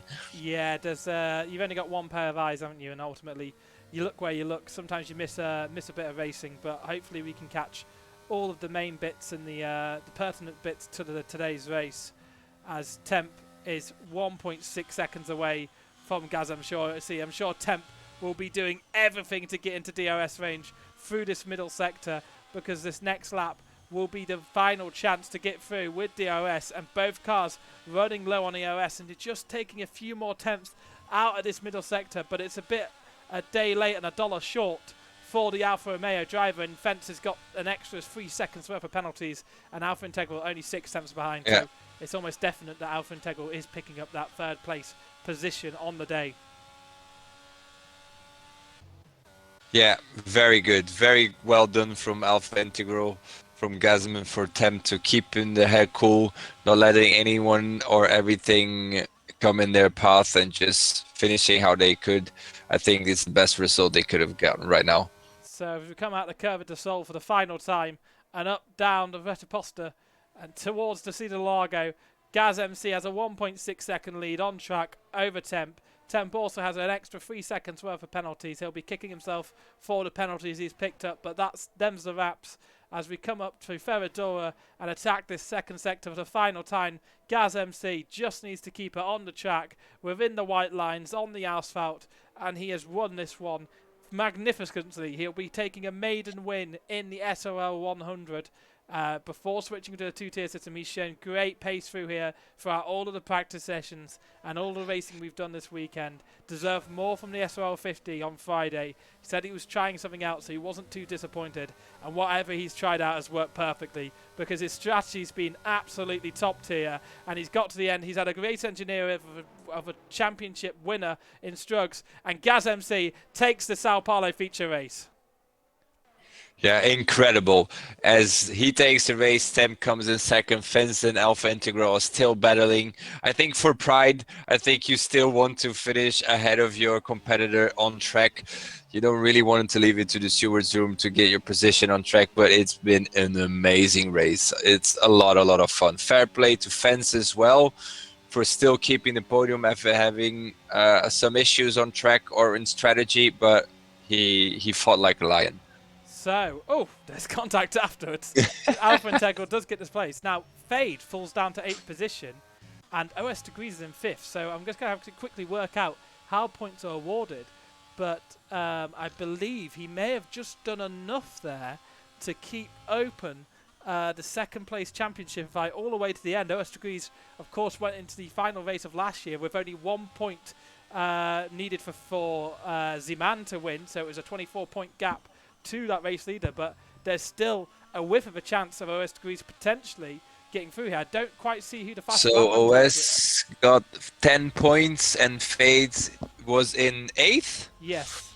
He got 4 points. So I think even with the fastest lap, I think I tell you what, it depends who got the fastest lap, because if Fade got a fastest lap there, I believe. Oh no, wait a second. There's the sprint race, and Fade got second in the sprint race or something like that. So yeah, ignore what I'm saying. That's not going to happen. But congratulations to Gaz MC. He picks up his first race win in the SRL-100. It's been a delight to have him here. Of course, he's a reserve driver. Absolutely deserves a seat in this league. So glad that we're going to be able to go to the multi-tier system next year and have everyone on the league, in the league, so committed to the community, so committed to the server, being able to race. And Gaz MC has been an absolute pleasure to work with. He's helped coach me over the last few days for the SRL-50. I think he's going to give me some tips for the Abu Dhabi Grand Prix as well in a couple of weeks' time. But Gaz MC, congratulations. He's last month's one to watch in the newsletter, and one to watch. Great. Yes, I'd absolutely love to interview Gaz if he's interested. I'll just pick up the results for the race. If I just scroll through now, and I'll just go through the sprint as well in the same window, and I'd love to pick him up. So if he's interested in joining, I can move him over. Let me just add him. League chat. This is the succinct bit of our coverage, where I add someone in chat and say, "Do you want to join?" Yeah, it'd be lovely to have him on. Yeah, it'd be great to have you on, Gaz. If you're watching along, let us know. Just go, if you're watching, if you go into the general voice channel, I can move you into commentary and you'll be able to be heard. But I'll just have a quick check of the race director and go through all the incidents as well, just in case anyone wants to do any kind of review at the end. So he's in my party. Can he get on Discord? Dale? He needs to get on Discord if he can.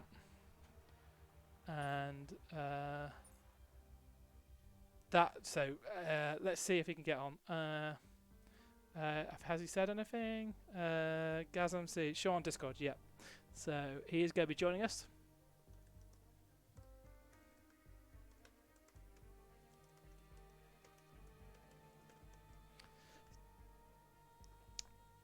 So we've been able to have, here we are, so he's in the general chat. So if I move him over to here, he'll be able to be interviewed for the end here. Let's see if he is able to join and stay in. Sometimes you move people and they get desynced, so I'll give him the commentary role. Add roles and commentator. At Gaz.